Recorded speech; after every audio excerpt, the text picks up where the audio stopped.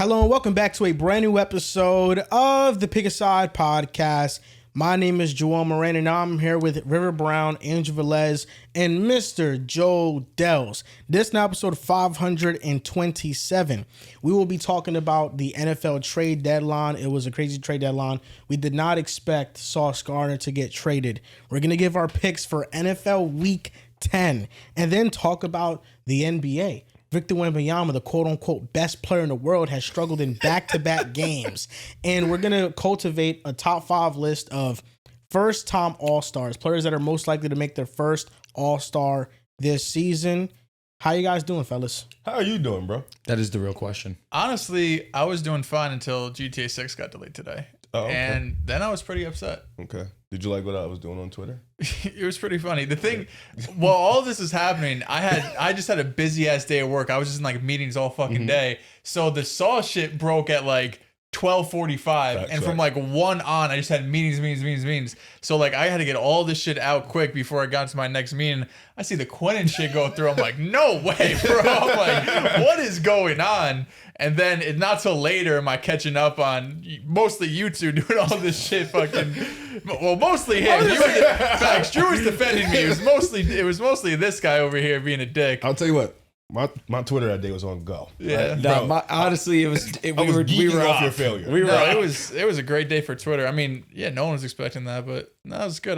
But honestly, bro, I'm more sick that GTA 6 got delayed than the Sauce trade. Keep it a So November's not the worst thing. It sucks that it was May. Is it going to come out in November? It might get delayed again. Like they said it was going to come out in May. Take all the time in the world. What did they push it back initially from? It was originally going to drop fall 2025, so like now. And then they delayed it to May 26, and now they delayed it to November 19th, 26. That shit to 2028. That shit might not come out till 27. Listen, we're going to have to play it for like 6 years. So we're going to play it for probably a decade. 15 years, bro. At this rate. People still play GTA 5. Yes, dude. I don't know how. They play the online I played shit. GTA 5 for 5 days, never played it again. If you don't have a group of friends to play it with online, it's extremely boring. T Grizzly has like his own world online. Yeah, that's just kind of well, they have all like the PC shit where you can do the role playing, and that's all different. But they're going to be doing that in GTA 6. Yeah. But it's hard to trust them, bro. Like I'm at the strip club in GTA 6. Dude, you know how crazy that's going to be? It's going to be mad real. It's going to be real life. Have you seen the main character? No. She's pressure. I'm going to have lotion. She's pressure, bro. She's pressure. I'm going to have lotion next to me. Oh, calm down. Jesus Christ. Yo, what's wrong with you? No, she's pain, bro. Like, no, the main character, Lucia, she's pressure. Yeah, bro, pressure. They talk about this shit realer than ever. Hey, good looking dude, too. Harder than hard, little baby. Harder than hard. Jason Duval. You know what's pressure, bro? Riv, you need mental help, bro.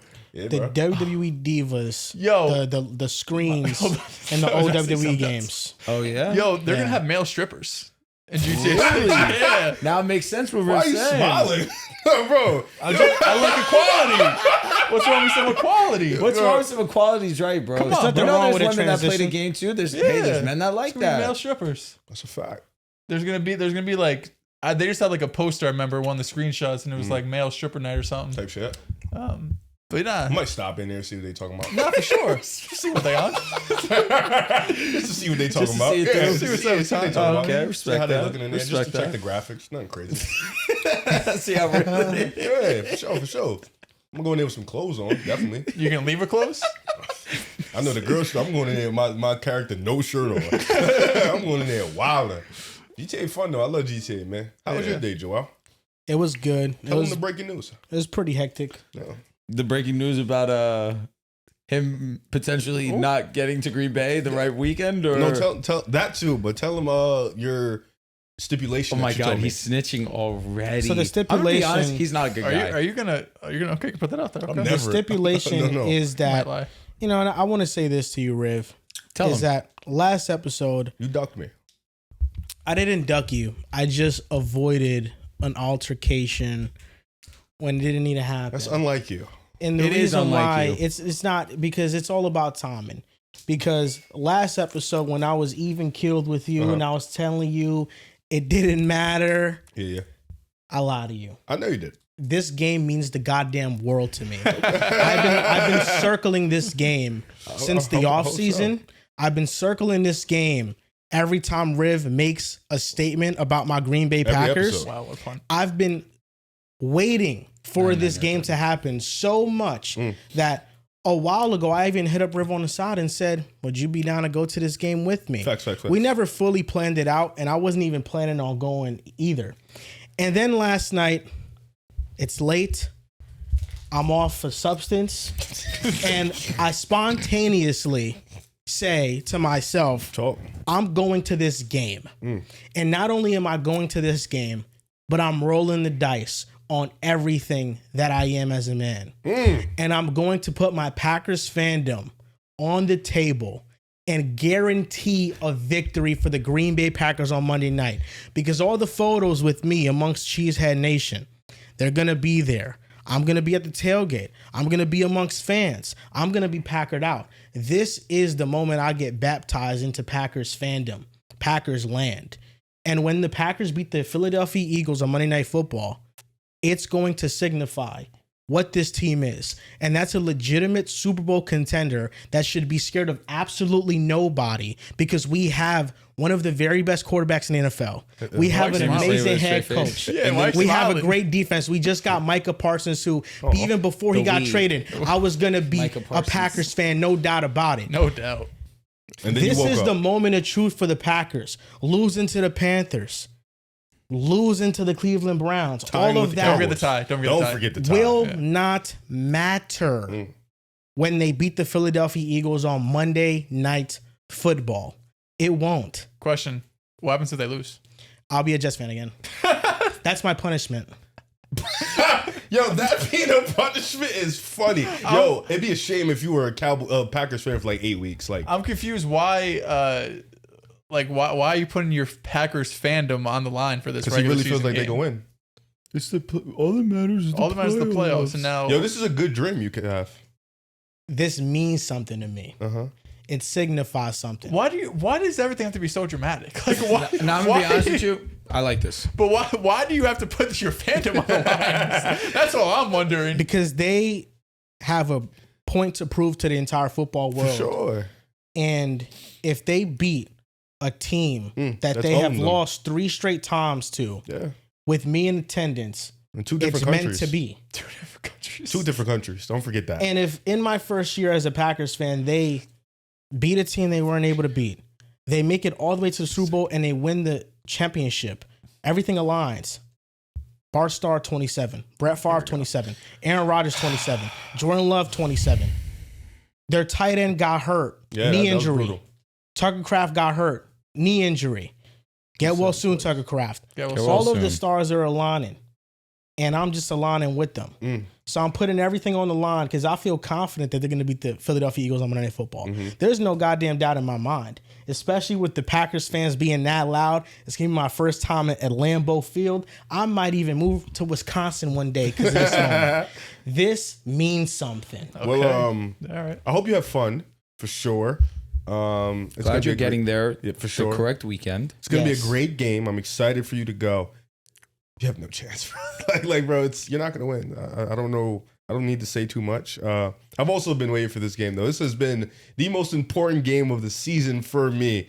Excited that you are finally realizing the hype of it, and I just can't wait to text you at 11:30 p.m. on Monday night when you guys lose. I can't wait. If they lose, should be a Jets fan. I feel like you should be like a Raider fan or go be a Giants fan. A Giants fan.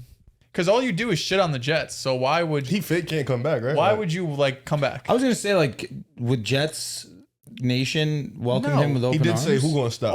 All of Jets Twitter hates you, which I mean I understand why they would hate you. Is love and hate is such a weird dynamic because you can be hated one day, you can be loved the next. That's a fact. You can I don't like the trade that they made, so I'm hated, right? And I left them, so I'm hated, right? Well, that's not why you're hated, brother. I start giving mock drafts, and I start saying, "Yeah, I believe in the regime. I like it." Then all of a sudden, I'm gonna get Jets fans nation on my back again. That's not why you're hated.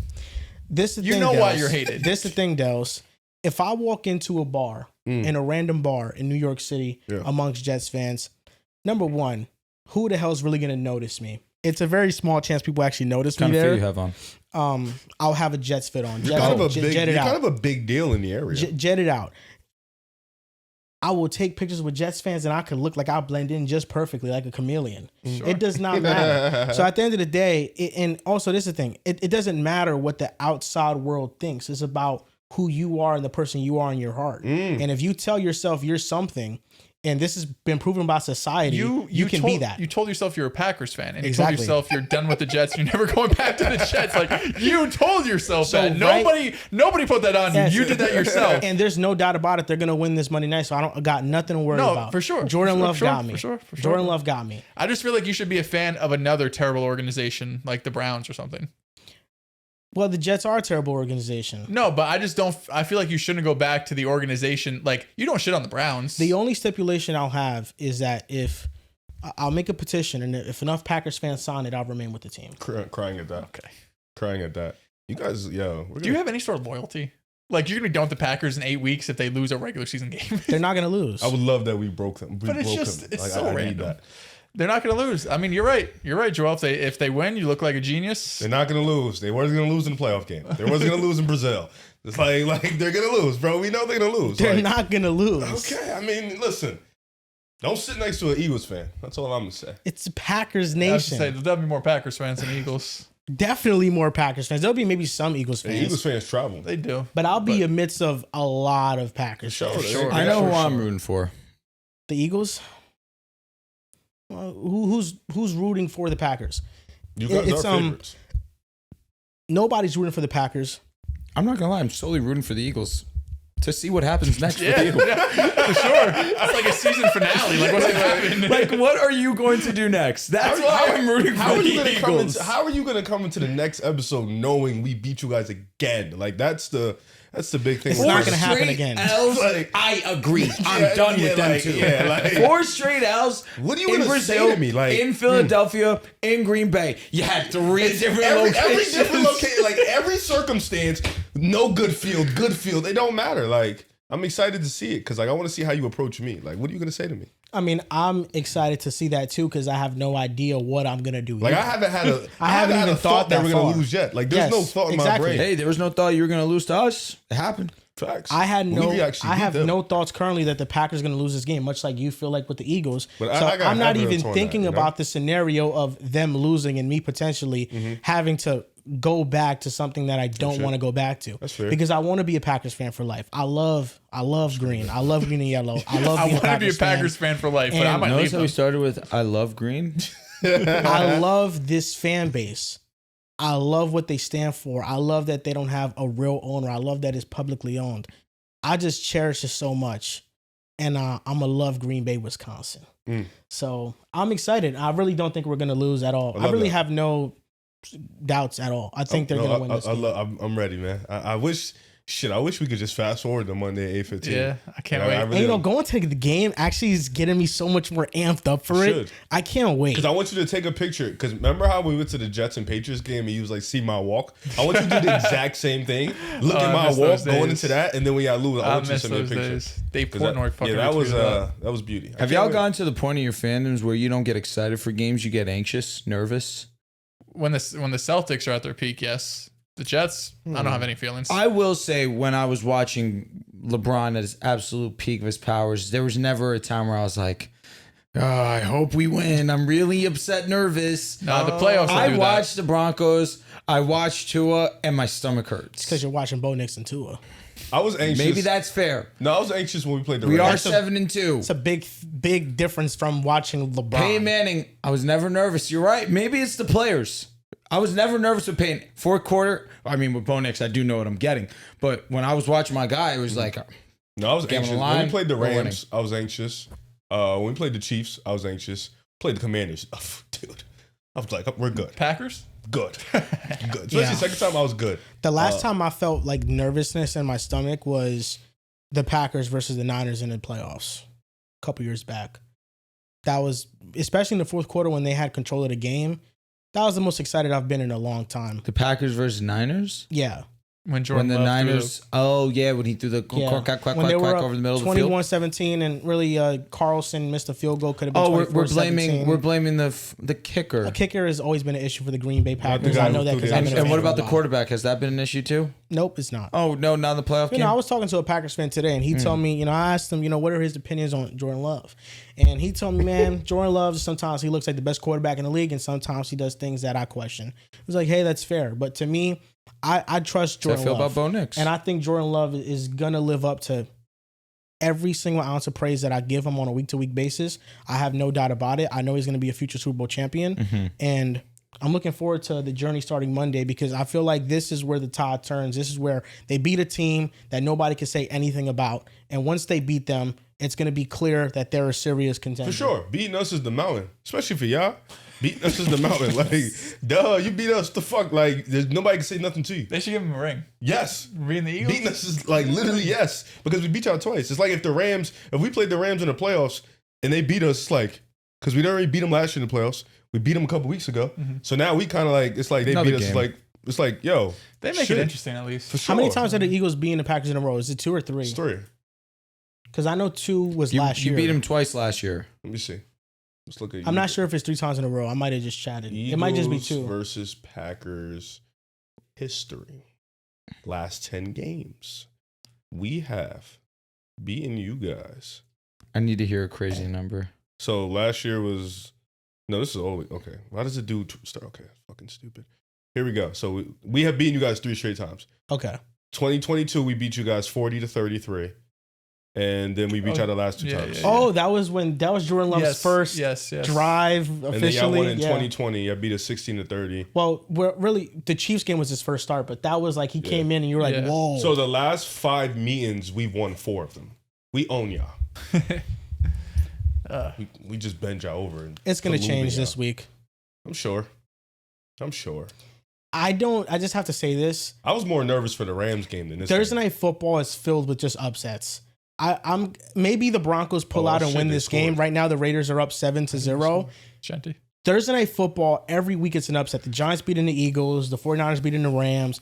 For some reason, Thursday night's just filled with upsets. Are you saying Denver could lose? They can lose, yeah. It's just a weird game, bro. It's Thursday night. It's Thursday night. I picked the Broncos. I was going to be safe. I don't trust the Raiders, but if Geno Smith continues to play at a high level, because last week he played really good, then the Raiders are going to be a solid team. They're not going to be just a rollover, lifeless team it's just an easy win every week. They'll be able to have some life. Got his buddy Tyler Lockett back. Especially with Brock Bowers, who apparently is the best tight end in the NFL. Who would have thought? Back healthy. Who would have playing really well.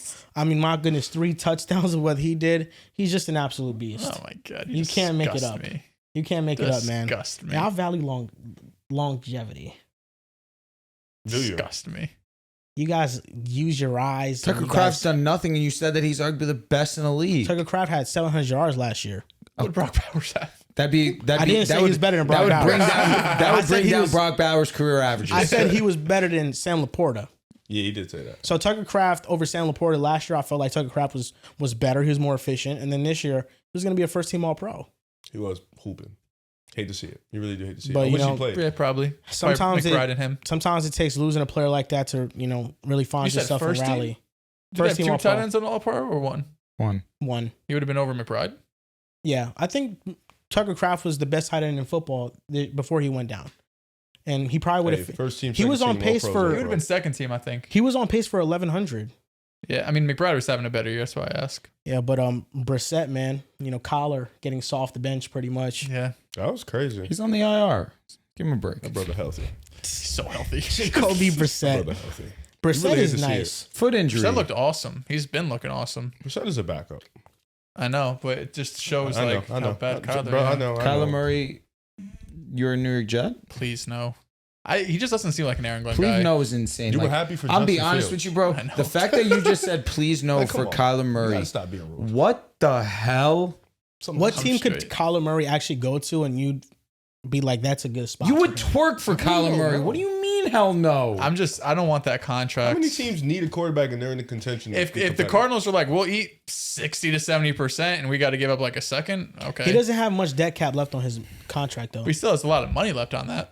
he has a lot of money, but it's not a lot of guaranteed money. Okay. Yeah. So let me tell you guys. So out of all these teams, do you think Kyler Murray's a good fit on these teams or not? The Dolphins.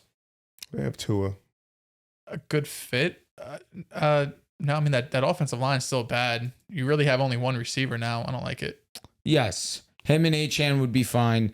And he's going to get out and he's going to run. Does it If change you're the if outlook you're getting of them, that though? I style don't of think Kyler so. Murray, if you're getting this Kyler Murray where he doesn't want to run, then no. What about the New York Jets?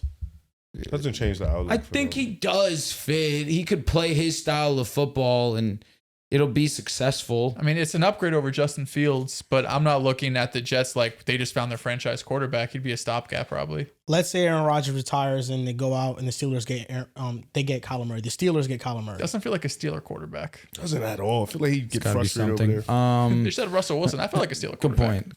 Good point. Nevertheless, And Fields. I feel like him and Tomlin are butt heads a lot. Yeah. I think he would fit. Next team up, what about the Browns? Sure. Him and Stefanski would be cool. Yeah, sure. I actually don't mind that because they need some playmakers on their offense, and he is a He playmaker. could be a stopgap. Him and Junkins, yeah, they don't really have a ton of receivers, but I would like that. That'd actually be cool. The NFC East has quarterbacks already. The NFC North has What about the quarterbacks Saints? already. That'll be the next team. What about the Saints? Yes. No, Would he fit?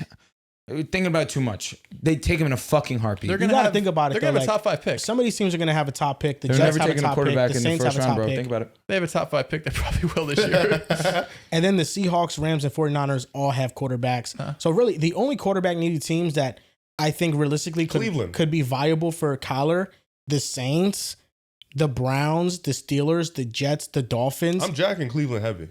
And even then, like, 2 of those teams feel like they'll draft a quarterback or Exactly. 3 of them. So Yeah. really, Kyler's options are extremely limited. I don't think Cleveland will go back-to-back years of drafting hella quarterbacks. I think if you get K1 there, you already have an elite defense. Yeah. You grab a couple more weapons in the draft. It could be a competitive team until you really find that quarterback that you want to have. What's the price on Kyler Murray? He's not getting traded for first. They still have Deshaun. What's that money looking like? a shit Carson ton. Wentz went for a first, bro. And that was an L. He was better. I'm going to be honest, Ugh. 2nd round pick. I feel like a second's probably fair. The Cardinals accept that? Why wouldn't they? Yeah.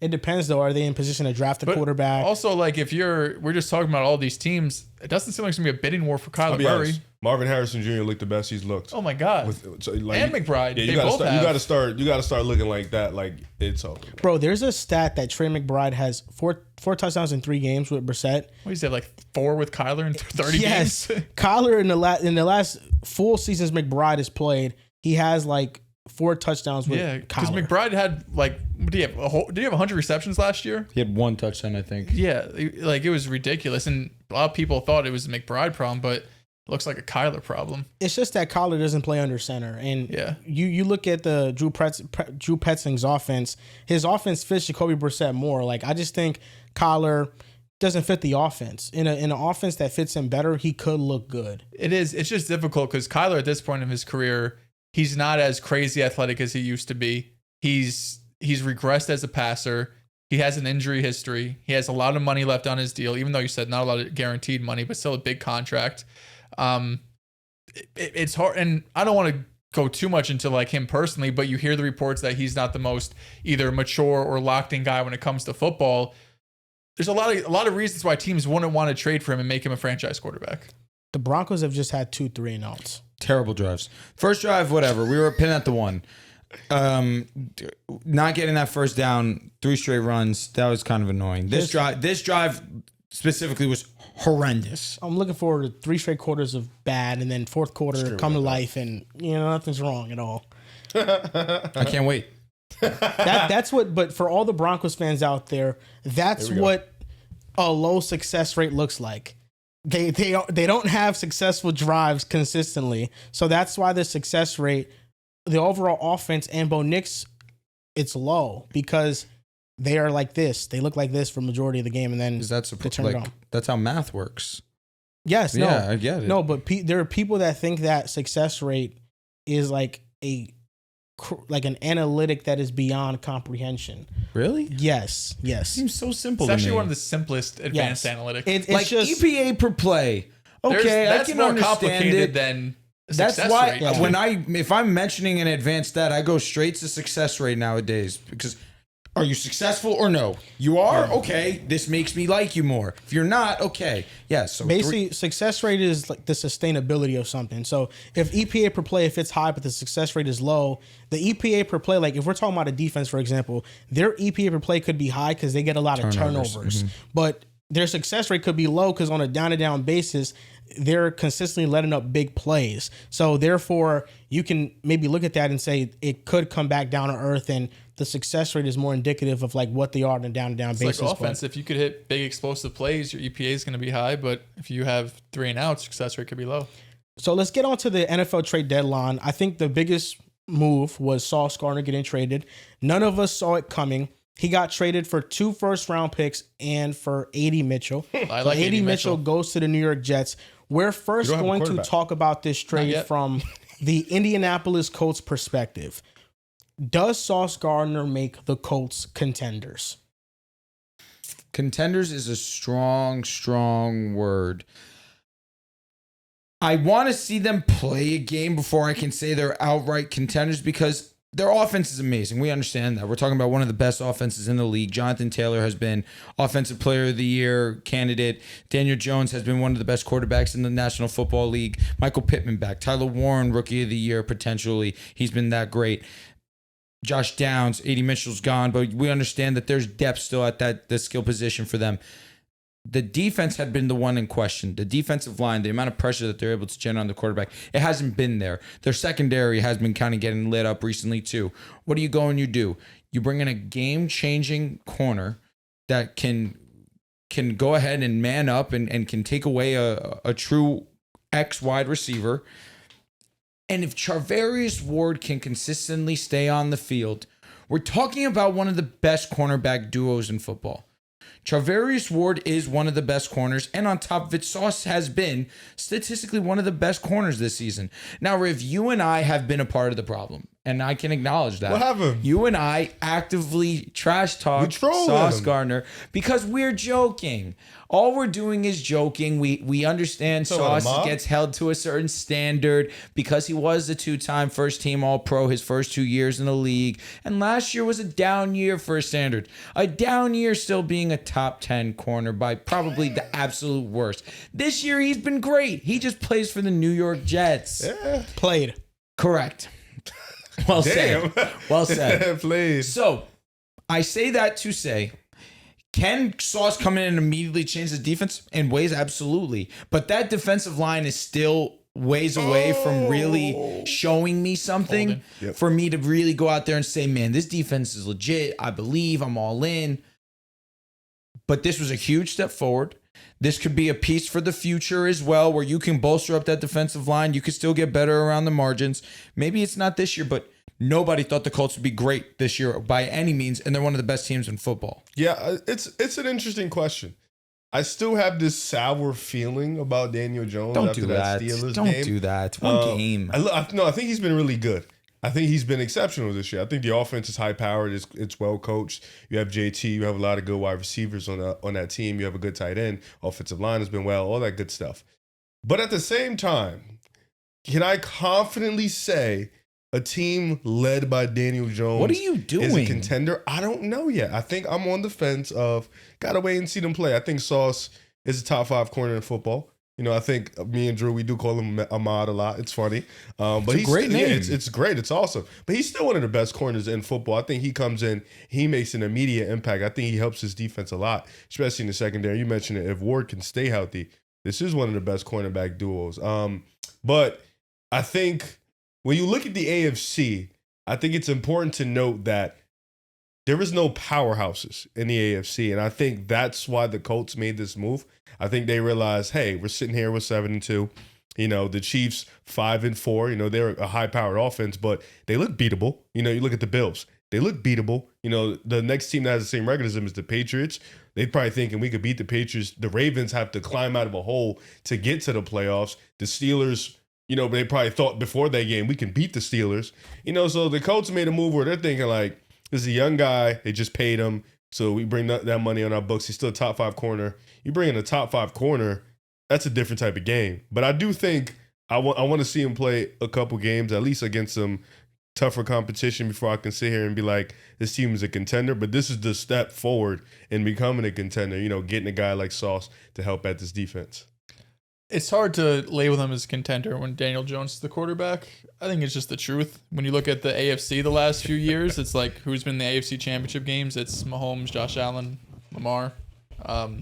So it's hard. It's like, on one hand, you made a super aggressive move, like Riv mentioned, in a year where there isn't a powerhouse, where this is the weakest the Chiefs have looked. This is the weakest the Bills defense have looked. This is the weakest the Ravens have looked. So the top three contenders over the last few years all feel like they're a step down from where they normally are. And you have a chance this year to be the number one seed and potentially get a first round bye. And all of a sudden you're a game away from being in the AFC championship game at home, in Indy, which would be a huge advantage for them.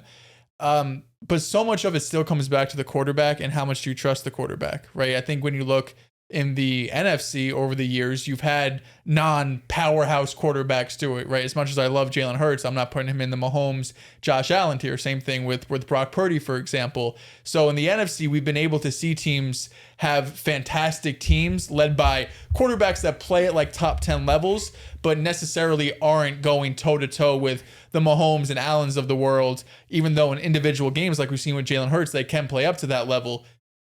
Daniel Jones, we did see him spend a few years, go into Minnesota, have himself a fantastic game on the road, win a playoff game, and then they got absolutely smoked by the Eagles. Now, I definitely think this Colts team is better than that Giants team. No question about it. I think top to bottom, this is a more talented team in basically every aspect, offense, defense, coaching staff, and Daniel Jones is a better quarterback now than I think he even was then. But it feels simple, but I think that the truth just lies in it's Daniel Jones at the end of the day, right? Like, what is he going to look like when you're going up against top defenses, and he's got to keep up with some top offenses?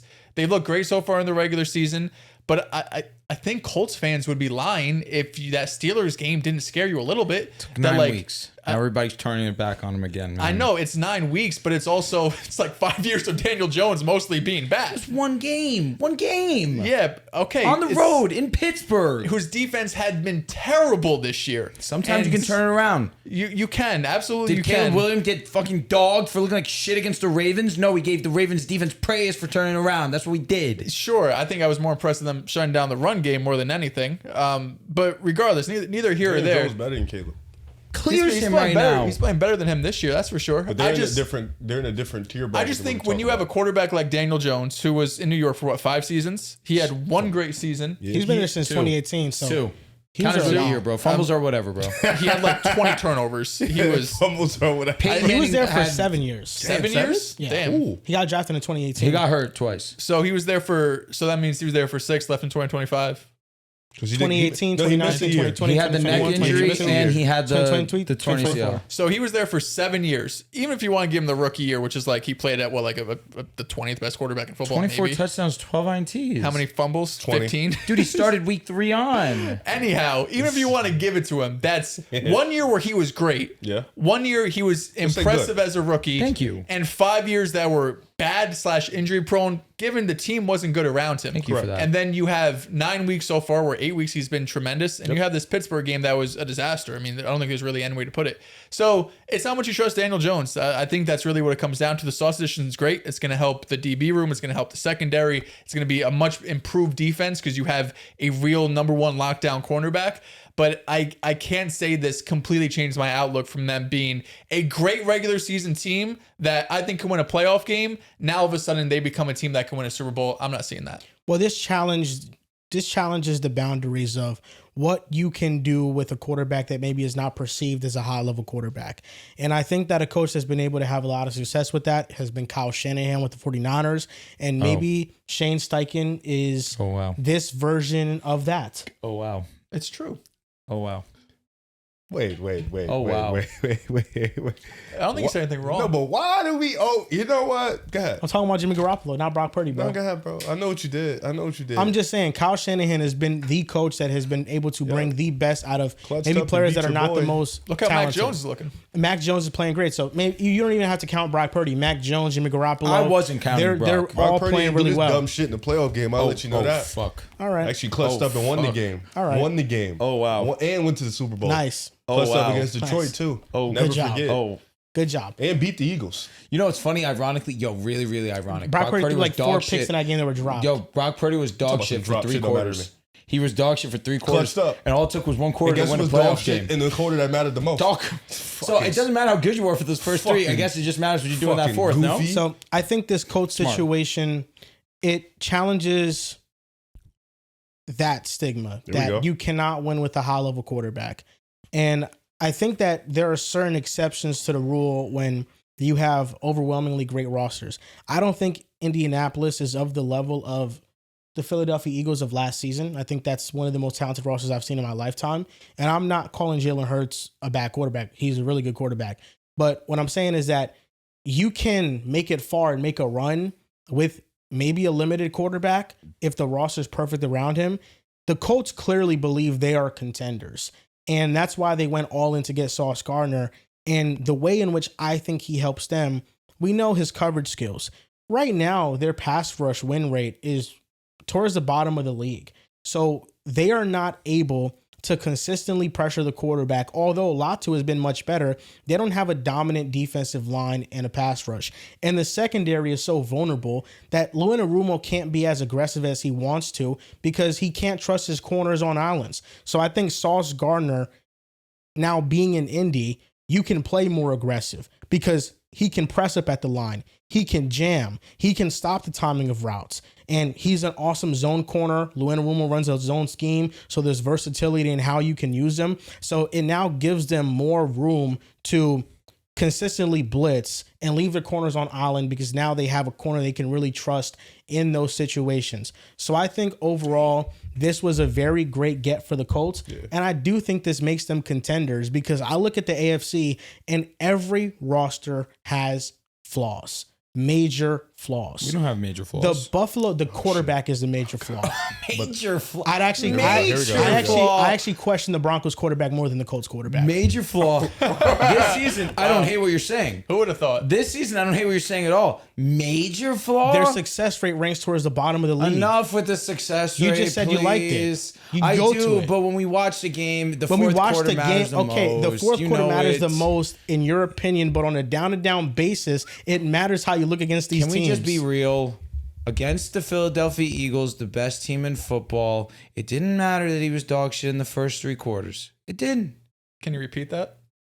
When we beat the best team in He football, ignored the question. I don't think that's sustainable. for And the first 3 quarters, we were horrendous. And I do think the Dog Broncos shit. have Run a the flaw. The Broncos' flaw is their offense. That is their flaw. It's inconsistent. That Okay. is the major flaw with them. The Kansas City Chiefs, they have little to no pass rush. They have 0 run game. Yep. And that can be masked because of Mahomes' greatness and their offense, and they're all healthy now.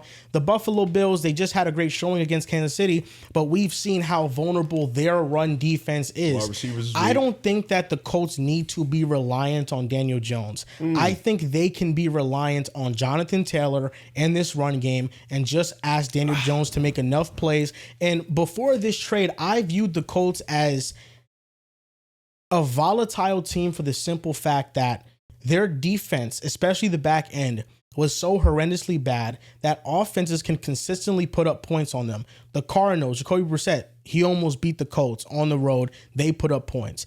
Every team that's basically faced the Colts, they've been able to move the ball on them. So this strengthens their defense, so now they can play more of a ball control style of offense, and they can get multiple stops. And once the secondary gets healthy, I think this is going to be one of the better defenses in football. And Anarumo, we know what he's able to do based on the Bengals Super Bowl run, how awesome of a defensive coordinator he is, making Mahomes struggle. He's made Josh Allen struggle in the past. He even made Matthew Stafford struggle in the Super Bowl somewhat because Matthew Stafford, he played well later in the game, but overall on a down-to-down basis, the Rams, Let's be serious. they were down in that game. Odell got hurt and they did not have. Oh, God. Odell got hurt. And it changed the game dramatically. What happened? He almost threw an interception. Horrendous throw. The throw before that was also dog shit. I like what you said, the stigma of it all, because 35-mile-an-hour winds. is it really? Yes. I'm gonna give him an excuse. The stigma of it all, because we've seen it over the past, let's just go 4 or 5 seasons, right? Where in the NFC, it's always been elite team for the most part, good to great quarterback. In the AFC, it's always been an elite quarterback that gets there. And you think that they can beat that stigma. It's tough because at the end of the day, you may think like, oh, we have the team, right? You have the quarterback, you have the running back, you have the wide receiver. Quarterback still got to go down there and make a play. Like it's still going to come down to fourth quarter, your quarterback. Can he make a play? Even with the good quarterbacks like a Brock Purdy, like if it, from the consensus, like a Brock Purdy, and what like you're a saying, Jalen Riv, Hurts, even a Jared Goff. That's why they need to try to avoid those situations. It's easier said than done. For sure. But the Philadelphia Eagles last year, do you want to know after the bye week how many pass attempts Jalen Hurts attempted when he was down? Not a lot. He attempted like 10. We're the best defense in the world, though. It might have been even less than that. Jalen Hurts didn't attempt passes while he was down. And I'm not saying that formula can be replicated because the Eagles, that team last year, is a once-in-a-lifetime type of roster. But that is the theory with the Colts where they need to try to keep the game out of Daniel Jones's hands. But clearly, the organization trusts him to trade to first because it tells me 2 things. Number one, they believe in Daniel Jones enough to where they don't feel like they need to use a first-round pick to draft a quarterback, and they can forfeit the next 2 in order to do that.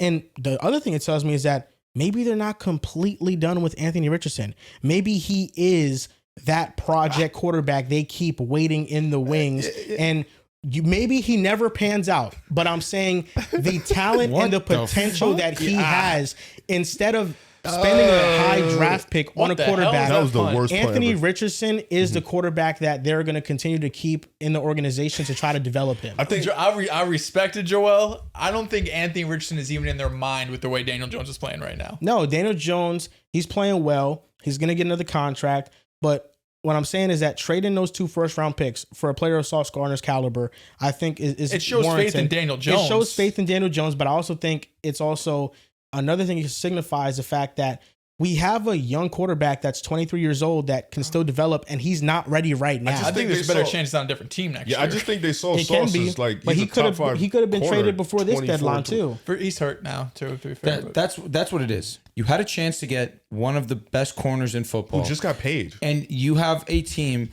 that, with the way that it's shaping out, that first round pick, at least this year, can be should be in the 20s, 25, maybe later. late 20s. They ain't gonna worry about it. You'll live with that. Right now, the Colts, they are the best roster in the AFC. The only question with them is the quarterback position. Their roster is not better than the Broncos. I don't think they're better roster than Denver. They're better quarterback, but they don't They have have better better roster. receivers than Denver. Sure. They have a better running back. Pittman is a coin flip. But then you have Josh Downs and you have Alec Pierce. Marvin Mims, and if you want me to do that. Tyler- They clear. What? They clear. Marvin Mims, when he gets the ball in his hands, I would take Alec Downs Pierce for and sure. Josh Downs But Downs can't stay comfortably. on the field. Okay, He's been healthy but this year. I would say he missed like 1 game this year. That's fact. But it's been injuries, and he's Okay, barely played Tyler a snap Warren. percentage. Alec Pierce is like You got top it. 10 yards per game this year. He's been awesome. J.K. Dobbins, I can't mention the even running close. back room. My bad. Their Tight end. offense is clear Our outside of the offensive offensive line. line. Yeah. That's it. They have a better- But Colts even have better tight the ends. offensive line what you're is saying, Tyler Warren. the, You got it. the offensive line is. I think the Broncos is better, but the Colts is like right there. Okay, but our defense also clears. Colts have a better roster than defensive- Buffalo? yes, In what? they have a better running back. Not I think- offensive line. I think they have better receivers. The Okay, offensive they don't line, have I a think. quarterback. The offensive line, I think, is pretty even. I think Defensive they have line is probably even. they have a better secondary, especially now with Sauce. Well, now, yeah. I think it's close. I don't think the Colts have outright the best roster in the AFC. And even then with the Broncos secondary, Surtain, Riley Moss, Barron, McMillan, Brandon Jones, Keep going, Hufanga. Hufanga. But then the Colts, it's Sauce Gardner, it's nutted. Charvarius Ward. That duo And is the better list. than Up there, Surtain and Moss. Just name like Moss has 7 been players for Denver. statistically one of the But best corners in the league. It's not better than Sauce and Charvarius Also, Ward. if Charvarius they're has to stay on the fully field healthy. too. But when Denver's he was secondary is healthy, he's deeper. played. It's deeper. And then Kenny Moore is one of the better nickels in the game. Okay, I don't want to go Jalen band for band with the Jones. whole defense because Dre Greenlaw. It was inevitable. Our defensive line is the best in football. Yes. The best in football. defensive lines, even our the- secondary is the best in football. But they have good safeties too. They have Nick Cross and Cam Bynum. it's not Hufanga and Brandon Jones. Respectfully, No. Hufanga has been one of the best offseason additions. I think your defense is better, but I think their offense is significantly better. statistically, it's not close. It's statistically, but also I think the I don't personnel is disagree. just better. I don't disagree. So that's why I think they're the best roster in the AFC right now. Like That I disagree if, with. If Daniel Jones wasn't their quarterback, and I know it's very difficult to do this, but like if Daniel Jones was not their quarterback and we plopped in one of these great quarterbacks in his place, I think this is like very clearly the team that's going to come out the AFC. But you can do that with a lot of rosters. I get it. High, low key, not high. I think it comes down to how good is this defense going to be. Is this a defense that can keep opposing offenses to 20 points or less? Then they have a real chance to go to the Super Bowl. Yep. If this is a defense that is going to be letting teams drive down the field, and I think with the addition of Sauce, you have to be hopeful that they're not going to be that. But I just worry that like you're going to get a shootout in the playoffs, and Daniel Jones has to go band for band with one of these superhuman quarterbacks. And we saw against the Steelers, if he gets pressured, it's over. Yeah, the formula, Joel, that you laid out is what Eagles did. Is what we had an elite defense, and we had Saquon Barkley. They have Jonathan Taylor, who's playing at that level that Saquon was playing last year, but they don't have the similar defense. I think that's the stopping gap of where the Colts are gonna have to rely, I think, on Daniel Jones. And then what It is happens? weird. I'm just saying, like, because you Jalen Hurts have is two clutch different than Daniel aspects. Jones. It's like the one side is what if they go up against one of these superhuman quarterbacks? The other is what if they go up against a defense like Denver has? What is Daniel Jones going to what look if like their against pathway that? is against the Patriots and against the Broncos? And, I think it's more realistic for them. But even then, like the Chiefs and the Bills, I just think their defenses are a bit susceptible. No, I agree. Especially this year. But I think that's why you're fighting two different things. It's either you're going up against, I think the Patriots, that would be one of their easier opponents just because Drake May is great, but I don't think offensively they're near what the Chiefs and Bills can do just down to down.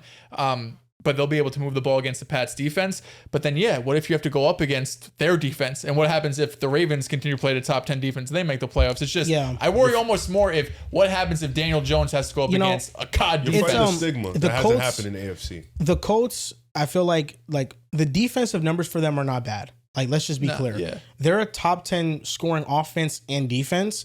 They're 6 in total sacks. But from my eye test and what I see on a down-to-down basis, it feels like they're a bit vulnerable. But I think the Sauce Gardner addition is massive for them. That's where I think if the Colts become more, just to my eyes, as a team that looks more like a shutdown defense, then I think we're really talking. They went a QB sneak on 3rd and 2 with Geno Smith. Dude, I'm telling you, this wind is egregious. Well, don't QB sneak it. No. They looked fine with the Brock Powers throw. I mean, he was naked. Yeah, I just think that was, wind or not, that was just a bad play call. Because the Colts are 10th in EPA per play on defense, but their success rate is 21st. What's their schedule? Who have they played? The offenses. They played the Titans twice already. They played the Rams. They did a decent job at limiting them until they didn't. The Titans twice already. They played us. They played pretty well offensively. Definitely not defensively. Bo Nix did what he wanted. I have it in front of me. Dolphins, Broncos, Titans, Rams, Raiders, Cardinals, Chargers, Titans, Steelers. A lot of shit. Yeah, not a lot of good there. Yeah, the Titans scored 20 points on them the first matchup. That was Geno. The Broncos scored 28. The Dolphins game was a disaster. The Rams scored 27. The Raiders scored 6. The Cardinals scored 27. The Chargers scored 24. And that was a game they dominated I defensively. feel like Raiders and Dolphins probably swaying those numbers. Outside of really the turnovers is what helped them in the Chargers game, because then they were able to blow the lead away because of the offense. They were just able to score every drive. And then the Steelers dropped 27, but they had 5 turnovers. The Colts defense has just been very up and down. Like, they had 2 games where they shut out offenses. The Raiders and Dolphins game come to mind. And then other games they have let up a lot of yardage and points. So it's inconsistent. We'll see how it looks with Sauce Gardner. I'm very excited to watch it all pan out. They play London or whatever, 9:30 Sunday. Yeah. I'm pissed about it, to be honest with you. What? Because Drake London has to go up against Sauce now. How much you want to bet Sauce Gardner has an interception? Imagine. I'm not gonna put it. Did you see the practice highlight they were showing of him? No, what was it? It was just he was doing some DB drill and then the coach throws him the ball and he just drops it. Oh my God. Why would they post that? Yeah. My goodness.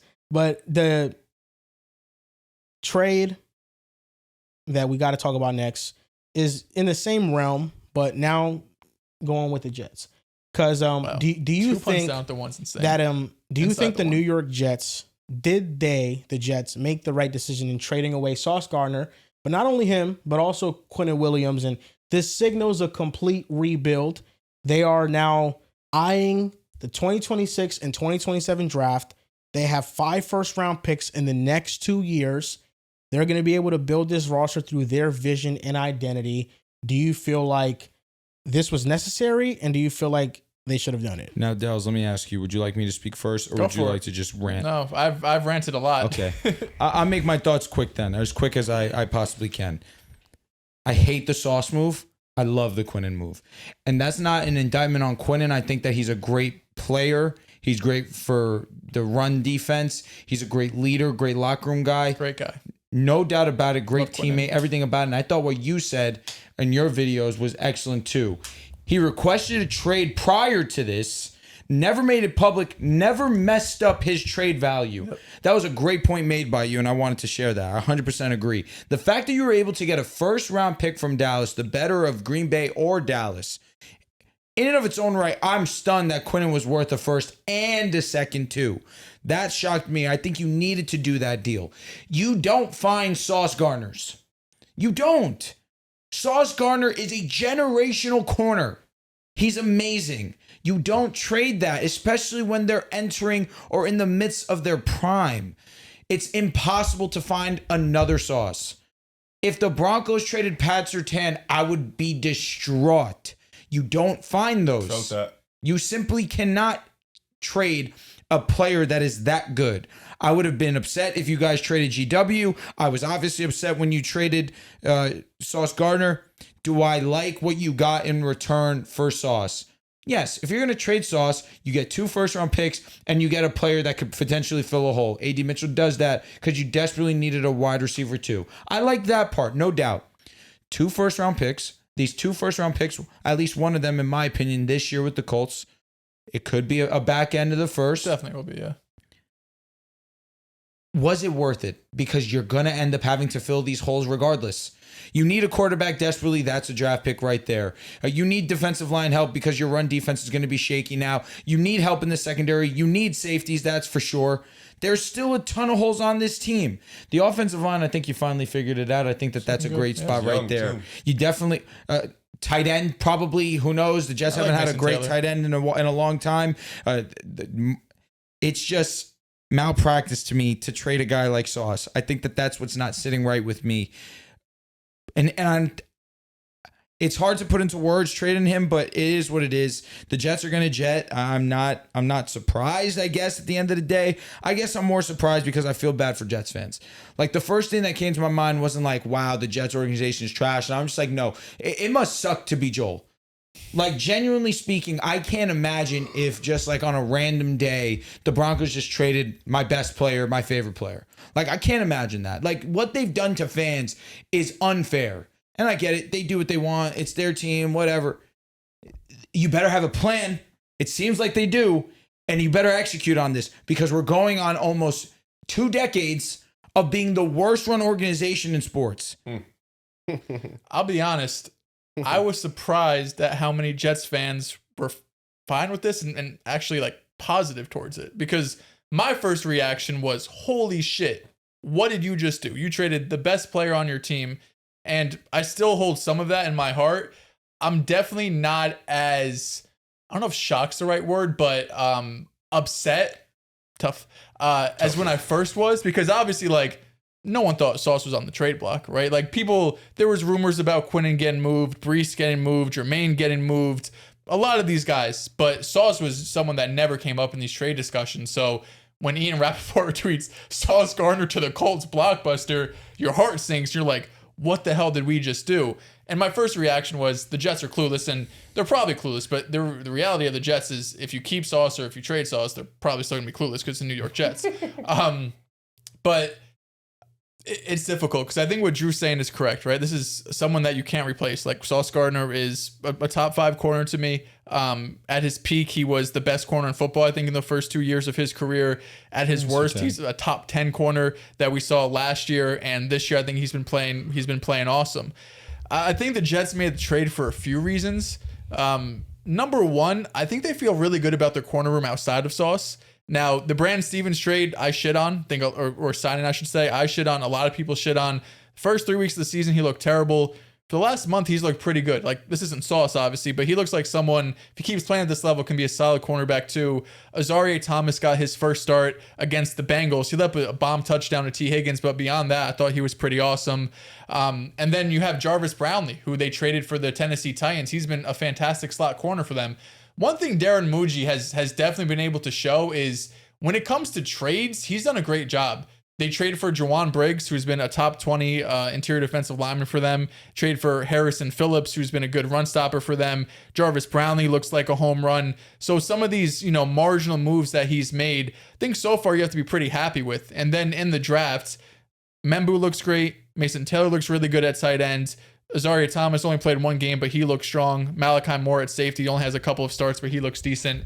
So like it's one off season, so it's really hard to be like Muji's a home run or Muji doesn't know what he's doing. But the early returns, I think, on the moves he made are somewhat good, right?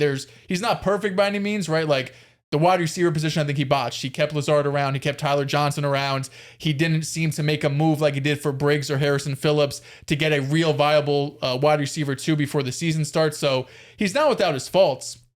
But I think when the Colts came with 2 first-round picks and A.D. Mitchell, Aaron Glenn, who he is running the ship. Muji is the one like making the trades, but Aaron Glenn, I think, is the final decision maker. I think they looked at the roster and they said, if we look at the Jets for the last 2 years, really, back in the day when you were a Jets fan forever, the Jets have always had great defenses and terrible offenses. And outside of 2 years, it hasn't done anything for them, right? Like we saw when they had Zach Wilson, when they had Aaron Rodgers, they've had terrible, terrible defenses, and we've just been begging the offense to do something. And they've shown a great defense with no offense doesn't get you anything. So making the Sauce trade and making the Quinnen trade, what I think they're going to be doing going forward is just going all in on offense, which obviously I'm very happy about. There's a reason why Garrett Wilson's untouchable. Number one, you don't have anything behind him, but you will have a rookie quarterback most likely next year. You need to have a wide receiver one. The Brees Hall trade or non-trade, a lot of people were questioning it, saying, if you're making all of these moves, trading Quinnen, trading Sauce, why wouldn't you trade Brees Hall? And I get that, but I also think there's a strong chance they give him a franchise tag or a transition tag because, again, you're going to have a rookie quarterback. You can't have that led by Isaiah Davis and Braylon Allen next year. I think there's a strong chance Brees Hall is back on this team on a one-year deal franchise tag unless he just like demands a trade, holds out, does the whole 9, and they're forced to trade him. So I look at this team and where they're at going forward. I think they're going to be offense focused. Of course, you're going to have a rookie quarterback. You just traded for A.D. Mitchell. The offensive line looks really good. You still need some depth at wide receiver. You definitely need another tight end because there's not much behind Mason Taylor. But I really think the offer was too good for them to refuse. When you look at players who traded for multiple first-round picks, it's super high-end edge rushers like Micah Parsons and Khalil Mack. You have the Matthew Stafford trade, the Deshaun Watson trade, where you get a franchise quarterback.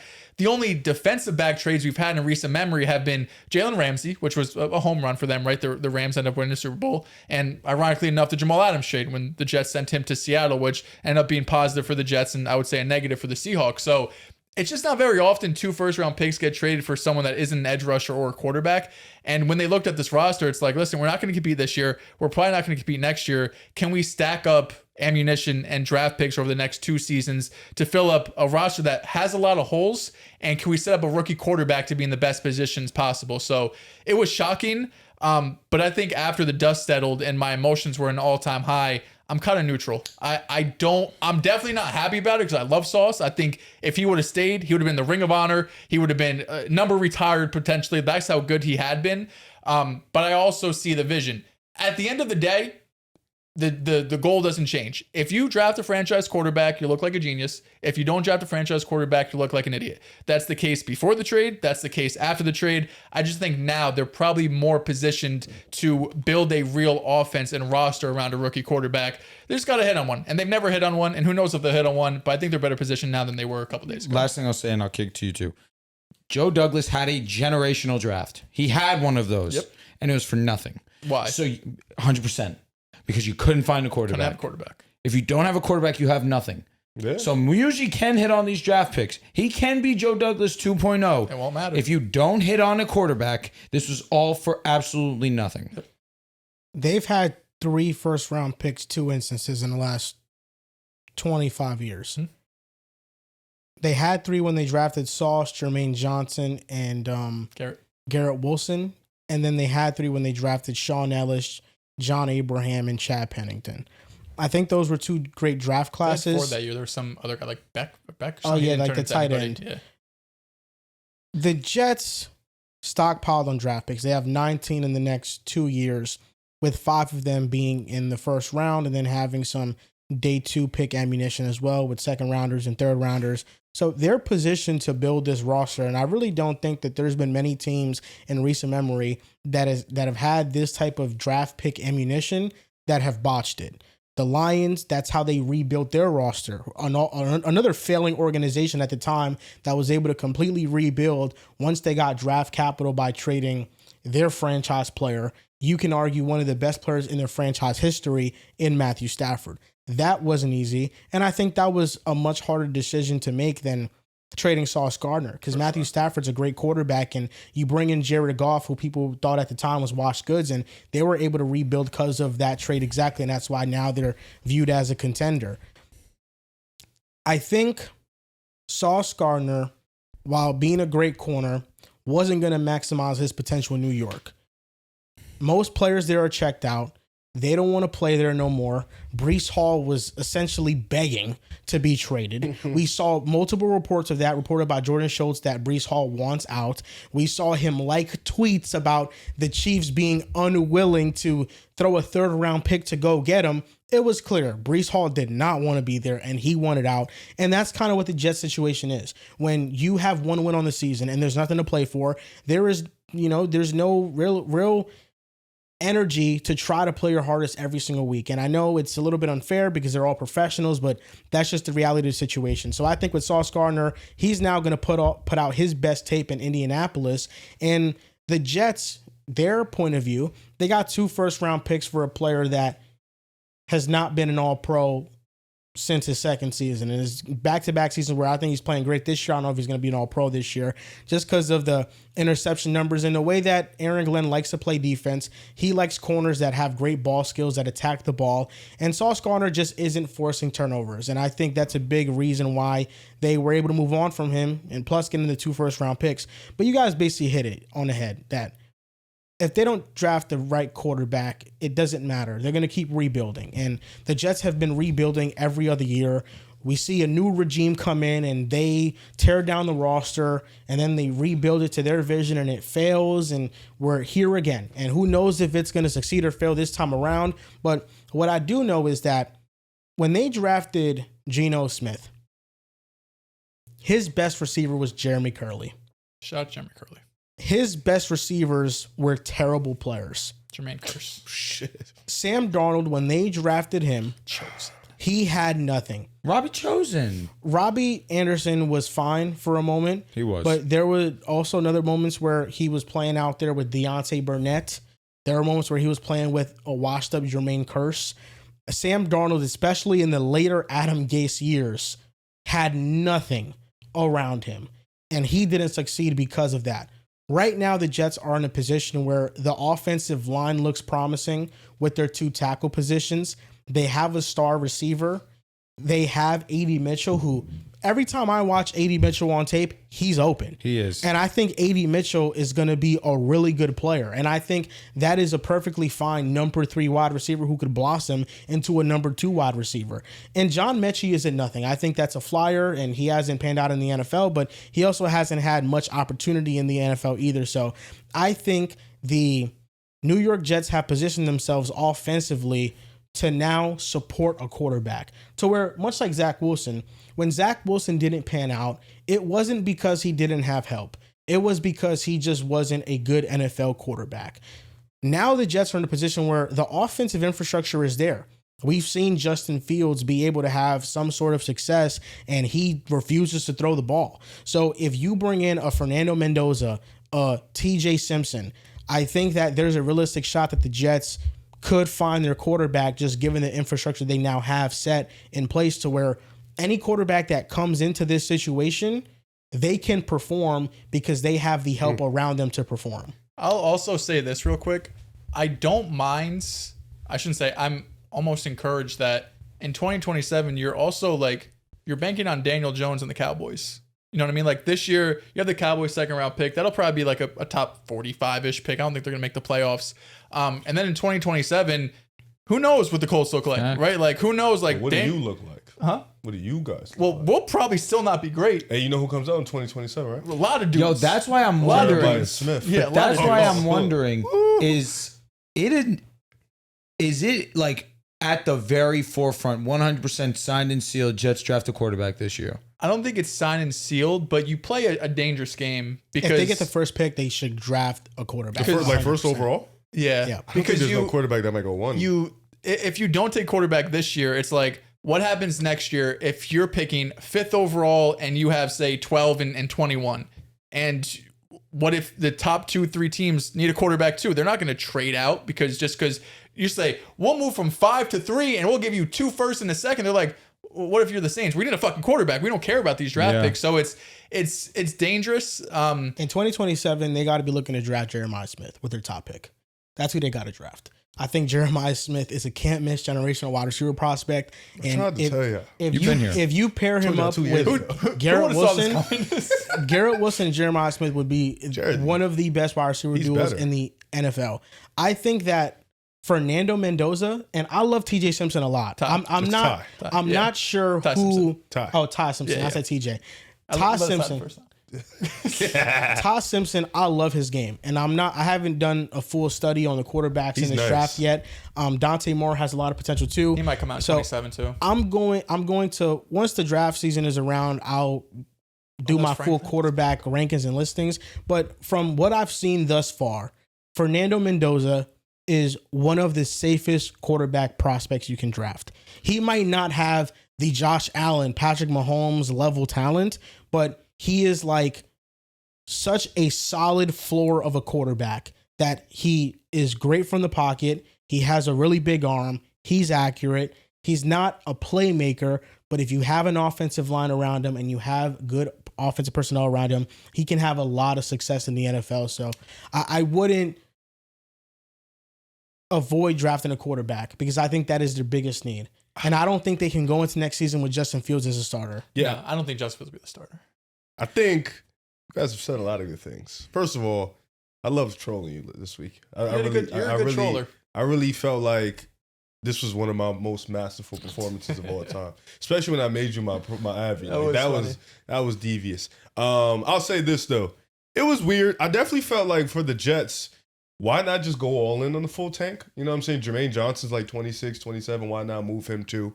Brees Hall, he's begging to get traded. Why not move him? Add in more of the trade picks. It felt like Garrett Wilson was kind of quiet throughout the whole time, so he probably didn't want to get moved. So I feel like why not just go all in? But Quinnen Williams, I felt like that was the guy we've been talking about for the most part that would probably get moved the most just because of age and the fact that he's nearing his prime. You kind of want to get him on a playoff team.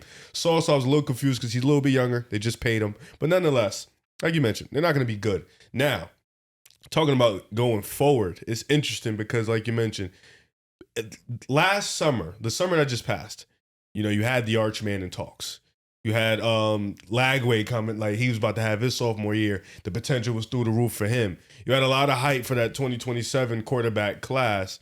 now we're a couple months in and you're kind of a little bit lower on these guys, which makes it more thoughtful, like Joel was mentioning. Maybe you have to draft him in Mendoza this year. Maybe you have to draft a guy like Ty Simpson or stuff like that. Because the hype that we had this summer for those guys coming in 2027 is not the same hype. And like we mentioned, Jeremiah Smith is not going to get any worse. He's actually about to break Ohio State school records, and he hasn't played even the same amount of games as the guys who hasn't. So he's about to break those records, and he's on a pace to probably win another title. You will need probably like a top 3 pick to get Jeremy. Maybe the Jets are that bad again, but you and will need like a top 3 like you pick. are like there's going to be teams who have won and they're thinking about taking him. That's how good he is. And I think this year, I'm okay with the Jets drafting the quarterback, but the point of it being is, you're in a perfect rebuild situation where you're going to have a good amount of money. I think the offensive line has a ton of youth on it, ton of superstars on it. I think that's really important. I think the running back room,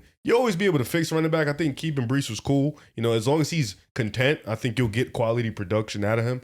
Garrett Wilson is one of the 15 best wide receivers in football. You had to keep him just to keep some type of competence on the outside. And then defensively, I think that's where, if you want to go offense in the draft where you could pay a little money on defense in the offseason, but for the most part, I think the Jets are in a good position. I think as long as they draft well, because you mentioned a team like Detroit, Philly also restocked and retooled through the draft with a ton of picks, a lot of guys who, people slept on and stuff like that. So for the Jets, do you have the right coach? I think that's important. Do you have the right coach? And I think, Dehls, you've been very spoken about Aaron Glenn. You don't think he'll finish the season. You don't think he'll be the coach. That's another thing too. You have to get the coach. He's here now. Yeah, he's locked in. But the coaching is important. I think the quarterback is also just as important. But I think you have another thing that's extremely important. I think you have the offensive line. I think that's what kind of states it all. If you have the offensive line, the foundation, you have an opportunity to build something, because an offensive line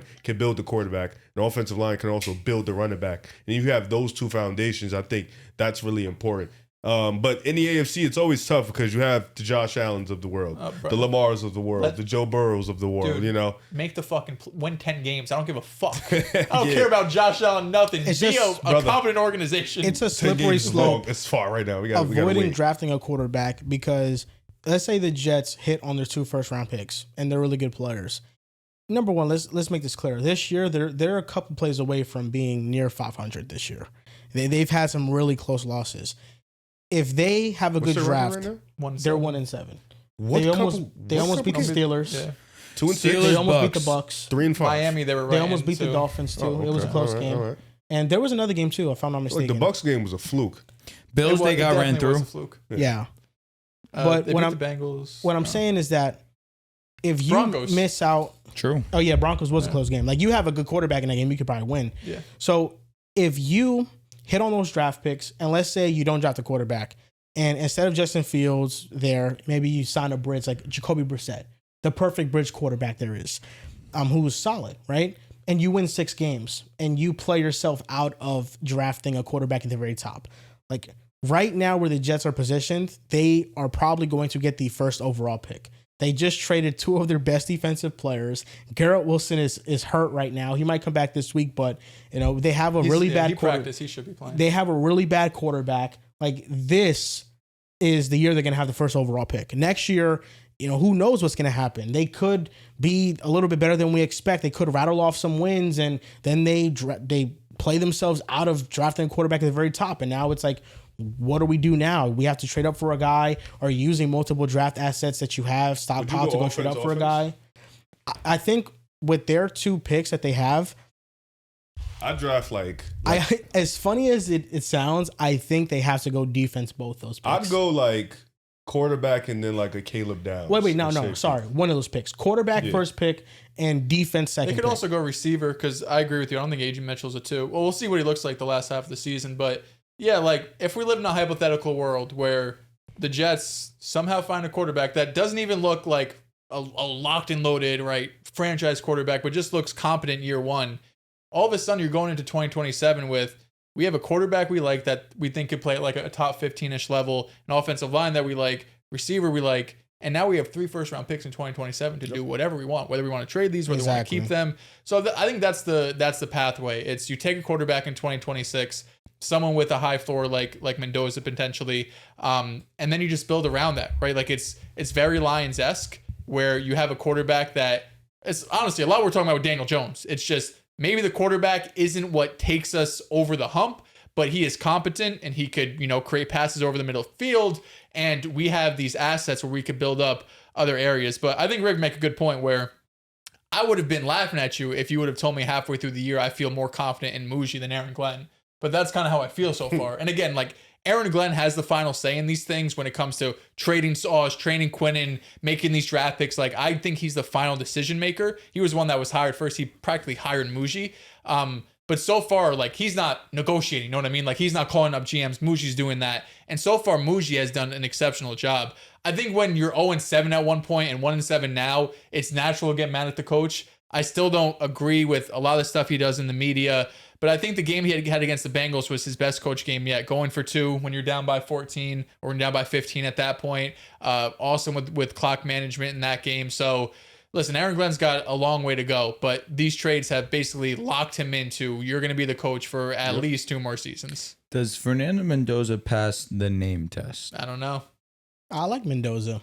Fernando Mendoza. Do you see franchise quarterback with that name? I'll tell you what. I'm crying at that. Definitely didn't with Zach Wilson. When I saw him walk on that fucking stage, I was like, this isn't going to be good. Fernando Mendoza, I don't hate it. It's got to grow on me personally. I don't love it. Well, I don't hate it. he's a Jared Goff. You got to see him walk on the stage first for you. I do. Really, I do. Jared Goff. He's a safe quarterback floor. I like Ty Simpson more. I do. I think Ty Simpson's a gamer. Yeah, I like Ty Simpson. He might be my quarterback one when the draft rolls around. Yeah. Ty Simpson. I could see it. Bama. Fernando Mendoza. And I'm talking as a guy who does not watch college football. Just I off name promise value. you that. Name value alone. Honestly, bro, Jeremiah Smith Yeah, that's I mean, legends. generational. Oh, Jesus Christ. What about Dante Generational. Moore? from Oregon. Oregon. Basic. Oregon. Basic. Cool. Dante Moore. Arch has been playing a lot better lately. Arch Manning. He's so up and down. Maybe it's the Manning carrying, Dylan's but out for the something It is the about Manning Yeah, carrying. yeah. Dylan So Raiola, the he's Jets out for the this year. year, they Dylan lost. Raiola. Nice name. Out for the year.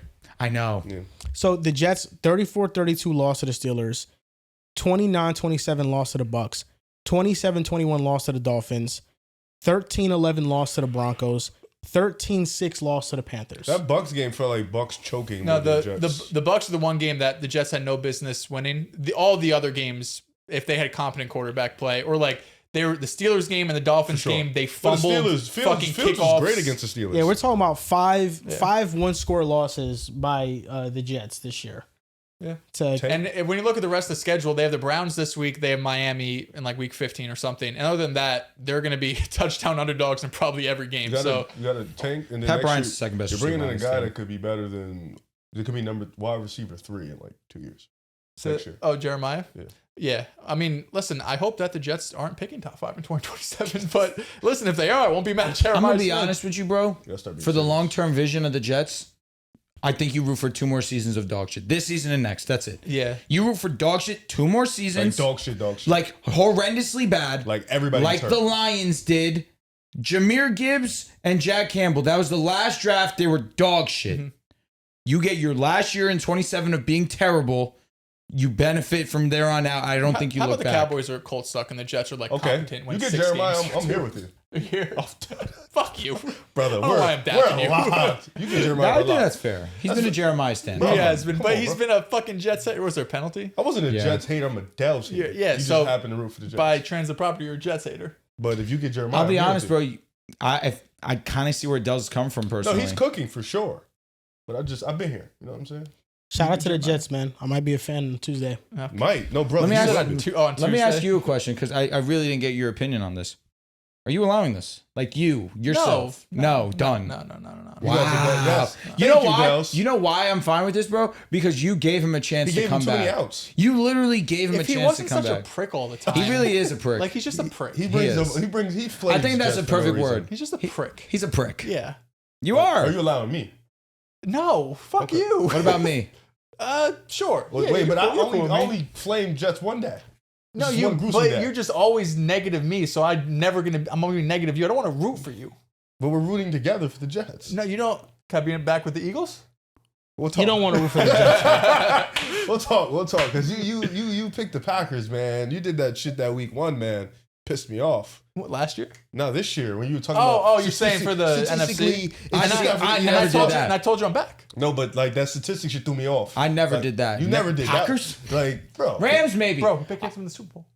Did he? He had to. For it was the a vibes. vow. Thank it was you. a vow Thank he you. made. Thank He made you. the summer. He gets it. You're made too that- soft with No, him, man. You're it too was a vow. soft. It's Denver. You're too soft. That's my dog. He don't get it. He doesn't. He don't wouldn't get it. He wouldn't get it. soft. He wouldn't get it. He's a sellout. He's a fucking sellout. You probably are a sellout. You No, are. you are a You are. sellout. Because you know why you're a sellout? Because you've put a vow to misery. Being a Jets fan, that you're just like, you know what? I'm just being happy. I'm choosing to be happy, and Everywhere whatever's else you hitting just- right now, I'm just gonna yeah. ride. And I shit. get it. Whatever's happening's happening. Part of being a Jets fan is hating the Jets, Yeah. Low key. It's embedded in you. That's fucking fire. That was a great quote. and I hate the Jets. It's But embedded I'm not a in you. fan. You love the Oh, Jets. get rid of that ball. Here we go. Hit that. Here hit we that. go. Oh my God. Oh my Jesus Oh, what an overthrow. I mean, horrendous decision. Holy overthrow. Christ. Can we get a Are tackle? we returning this? gonna Let's get see if you field return. We need Oh, okay, huge Oh, oh, tackle. oh. I mean, Pat Bryant. Holy overthrow. Nah, seeing your quarterback do that, just triple hurts. coverage, It double hurts. coverage. Literally, hurts. Jordan Love did it last week. I know, I'm just kidding. That shit hurts. On second down, it's You just thought that such shit, a- you think that shit is money and it's not. You're like, if that was third down, okay. That's a beautiful throw. this. I don't get excited for Broncos bad play anymore, bro. They Why just do you do that? I they actually just- have no clue. they Oh, it's because Troy Franklin gave up on the route. Nah, stop it. So I'm just sounding like Joel. they do too much fourth quarter bullshit for me to just really are get clutch as shit. get excited about any hate watch in the first three I quarters. feel like they does this on purpose. Like they beat ass for the first three quarters, and then fourth quarter, they're like, all right, let's lock as it. long as it's not even if it's multiple possessions, they've come back in the fourth quarter. So Yeah. We were beating them, what, 17-3? Shit. yeah. I mean, you guys should have closed it out. I know. mean, my goodness. Trust me, bro. But you guys also lost to the Giants this year too. They beat the shit Here out we of go, us. Gino. Oh, he's got him. Oh, my God. Oh! That's the win. Not Thornton. His no. ass is always That bench. was never a contest. It really wasn't. We're gonna go over our No, NFL. actually, it was until Hurts threw that interception in the red zone. We were Yeah, down it 4. was not a good game from him at all. Ooh, a little stop and go. Nigga We're gonna dropped get it. into our NFL trade deadline winners and losers. Winners. Who's a winner of yours? Obvious. Indianapolis Colts. You get So- Sauce Gardner. I will also say we're not onto losers. We're onto winners. I think the Jets are winners for the QW trade. Getting Dallas's pick in 27 and or Green Bay, whichever is better, and a second round pick. I thought that was a move that makes them winners in my eyes. And I also think they're winners because they picked a direction. And that's something that the Jets have struggled with for a good amount of time. I will give them the benefit of the doubt. They're always rebuilding. They're winners for that regard. That's always been the direction. Dallas outside is of low Rodgers' key years. a winner for me. I do. I think getting Quinn Williams, a guy who's an All-Pro type player, a great player, I would say, on the defensive He's line. gonna look good in that Yeah, no, Cowboys I uniform. agree, and I think they got him a little late. You know, I feel like they could have got him if he's been asking for a trade, but they didn't give up their 2026 pick, and I thought that was cool. And I feel like they're not going to make the playoffs this year, but going forward to have Quinnen on your roster, I think the Cowboys this offseason, as long as they just get a little bit more help in the secondary, I think they'll be really good, especially and on the outside too, because Quinnen really shores up that interior for them, and he's a really good player. And of course, I think the Eagles won. Like that's got Jalen Phillips. He's been one of the best teams against pressure, one of the best teams at getting pressure over the last 3 or 4 weeks. Jair, we'll see. We'll see. That's all I have to say about that one. Michael Carter's solid. But just getting needs at a low risk and still being able to get picks, even if you don't keep the players or if getting picks back. Pick swaps, yeah. Howie's just a genius, man. You know, I thought the Cowboys' defensive line was gonna be the biggest issue on the team, but it's really their secondary. It's awful. The secondary is so bad. Trayvon Diggs can't stay healthy, and Deron Bland is Mid. not that good, and they extended him too. But their defensive line has actually showed life. They have Quinnen now. Their rookie Donovan Izuruku has been really good as a speed rusher on the edge, and I also want to say rest in peace to Marshawn Nealand. Yeah, You know, it was tragic what happened. They are building something, especially on the interior with Kenny Clark, Quentin Williams, and Osa. I feel like the defensive line is trending in the right direction. The secondary is just really bad. My winner was the Seattle Seahawks. Yep, good shout. Rashid Shaheed moves the needle for them immensely because of the skill set that he brings to the offense. He does. Were you nice He to is Kubiak? a real 4-4 burner who can stretch the field vertically. And with the increased attention being put on JSN on a week-to-week basis, now they have another receiver that could take advantage of that. And it also helps out the run game because when they're in shotgun and they're in 11 personnel, now you have to keep a safety deep, and that opens up lighter boxes in a run game for Kenneth Walker and Zach Charbonnet to run through.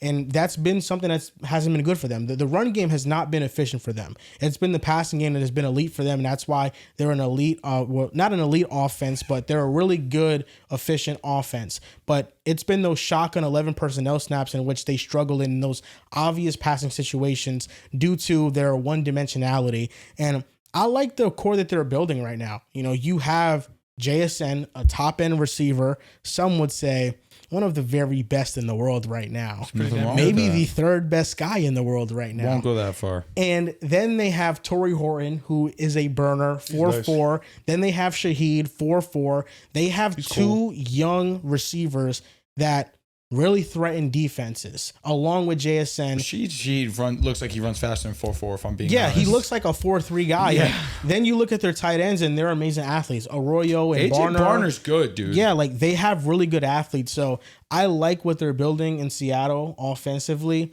The defense we know is going to be awesome, and I think that this was a much-needed move to propel them even more. You know, would I loved them to get an offensive lineman? Yeah, but I think this was the trade that was available for them. And we saw Rashid Shaheed have some big blow-up games with Clinton Kubiak on the Saints last year. Where do you had him before, and where do you have him now?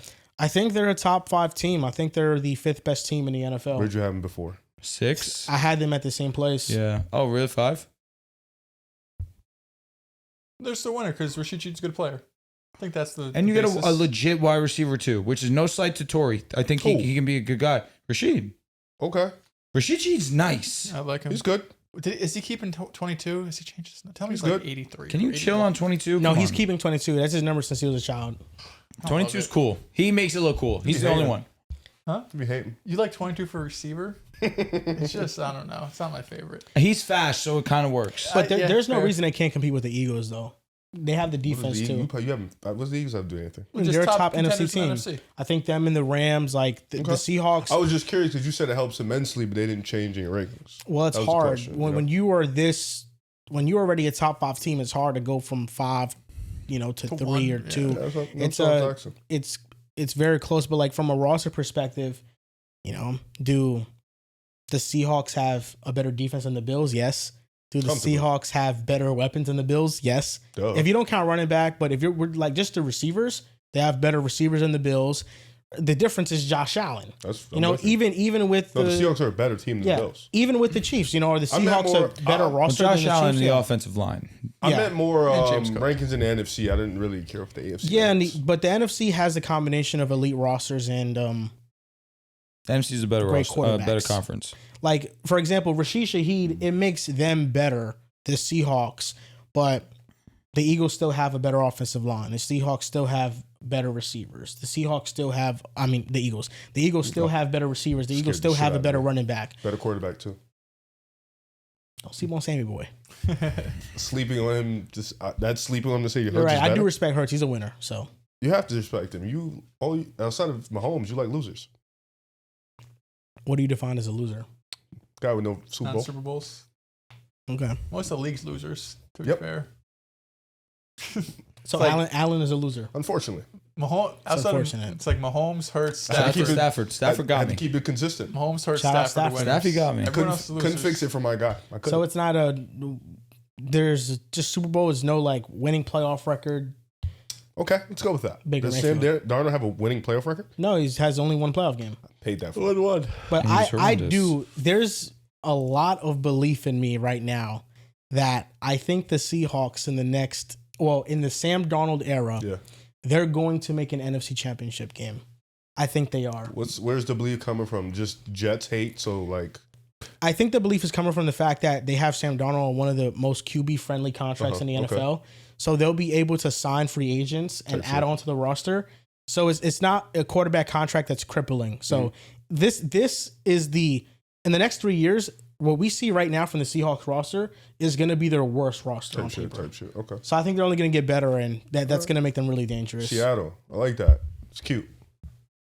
I was really trying to think of an out-of-the-box winner.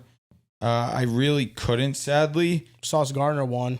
No, I Sauce said that the definitely Colts, won. Yeah. without a doubt. I think I Sauce think it's did saying the win. human. Yeah. Well, the human. who's your winners? I think what you guys said. I like the Jacoby Myers deal for both sides too. Well said. I think it was a 4th and a 6th round pick. Feels very fair for Jacoby Myers, who's a solid wide receiver too. Of course, Travis Hunter going down. We don't really know if he's going to come back this season. I think there's hope, but obviously a non-contact injury in practice, get land on IR. You can't really tell for sure. Then you have Brian Thomas, who's banged up too. So I feel like for the Jaguars, giving up a couple of day 3 picks is valid. And for the Raiders, Jacoby Myers wanted to get traded for damn near a year at this point. So the fact that you got a 4th round pick for him is pretty fair. But yeah, I mean, I think outside of that, there's probably more losers than winners. But I think we hit on most of them. It's crazy that the Jaguars were close to trading for Quentin Williams. The Cowboys just gave an offer that was crazy. I can't say this for certainty, but there were discussions. Zach Rosenblatt talked about this of a Quinnen trade that was player for player, and the Jaguars come up. You wonder if that's Brian BTJ? Thomas potentially player for player. Damn. That would have been fire for That would have been tough. Oh yeah. my The issue is that God. BTJ kind of stinks now. Yeah, so obviously, I don't know who said no, who Damn, said yes, Dehls. who I'm gonna wanted be honest picks, though, but Quinnen on the Jaguars would move things a lot. that would have been an awesome get for them. They wouldn't have a top receiver. Not Travis Hunter not would've been They down. don't giving have a lot up of picks is the BTJ enough. Like I think they should have kept BTJ no matter what. But And that I think that they might should not have been be true, aggressive. but and it's also the fact that Quinnen requested 3 different trades and never leaked out that's it's just a Shout out to first and a him. second is a lot to give up for Q, and I love Q, but that is a lot. yeah. The Cowboys essentially gave up the Micah package for Quinnen Williams. Well, to be fair, that Micah package should have probably been more. Yes, you're not wrong. Like that Micah package wasn't really even the Micah package. Well, what is it? 2 firsts and Wyatt? I think so. 2 firsts and Kenny Clark. Clark. Wyatt's like- on the. Kenny Clark has not been good this year. He I has. feel like Micah, you got at least throw 3. It's. I mean, You just don't see 3 first. I don't know. traded. 3 for a defensive You player. don't see those type of players get traded.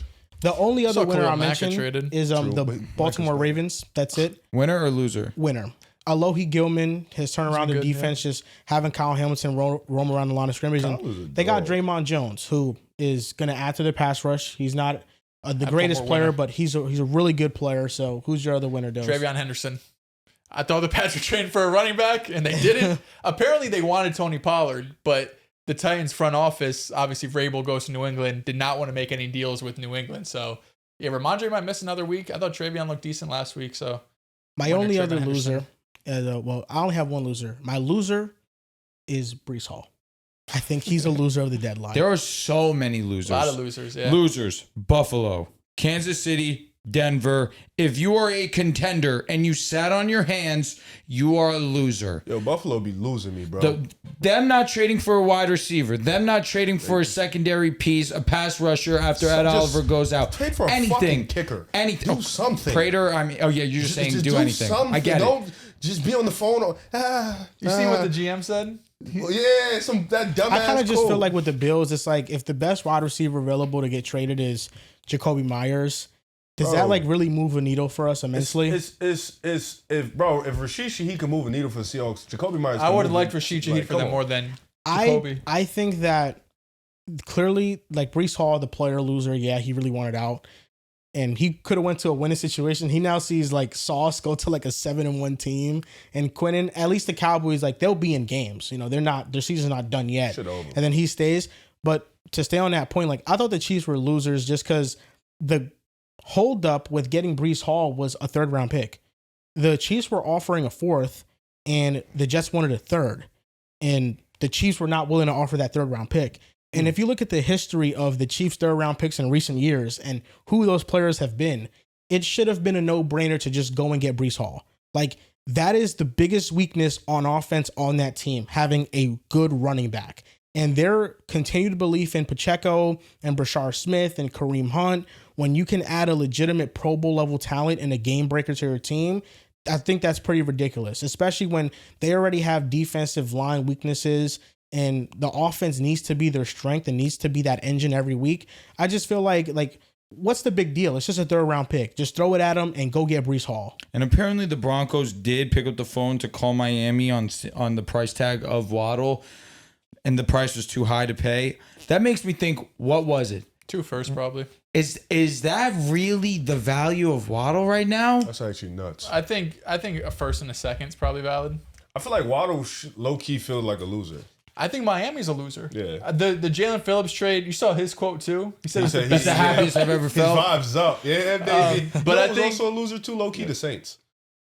What? Because I feel like they've been throwing out reports over the past like 3-4 weeks saying, we're shopping a lot of guys. We want to trade a lot of guys. They have a lot of guys, not a lot, but they have a good amount of guys that are of the older side and still quality players. You would have liked to see them just get moved, maybe get a couple draft picks back, build up that draft capital. You had Chris Olave, would have felt like on the block for a couple weeks. You still got guys like Kamara and Demario Davis. I felt like they could have, got rid of those older players just to, bring in some 3rd round picks, 4th round picks. And they kind of just sat on their hands and did nothing. That's how I felt about Miami. You made the Jalen Phillips trade. You got a 3rd round pick. That's solid. But we heard, Chubb. Fitzpatrick was available. Yeah. Chubb was available. The was Waddle surprised trade, I Minka don't stayed. mind as much either. because I think It's hard to come by those. it's very hard to come by a guy as good as Waddle. And also, I guess it depends who their quarterback is. Because if it's Tua again next year, or just like a bridge quarterback, then I probably would be more open to move Waddle because let's just suck and get draft picks and get a rookie in a couple of years.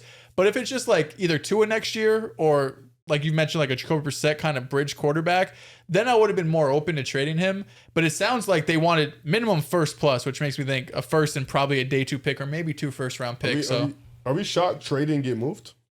Hendrickson? Yeah.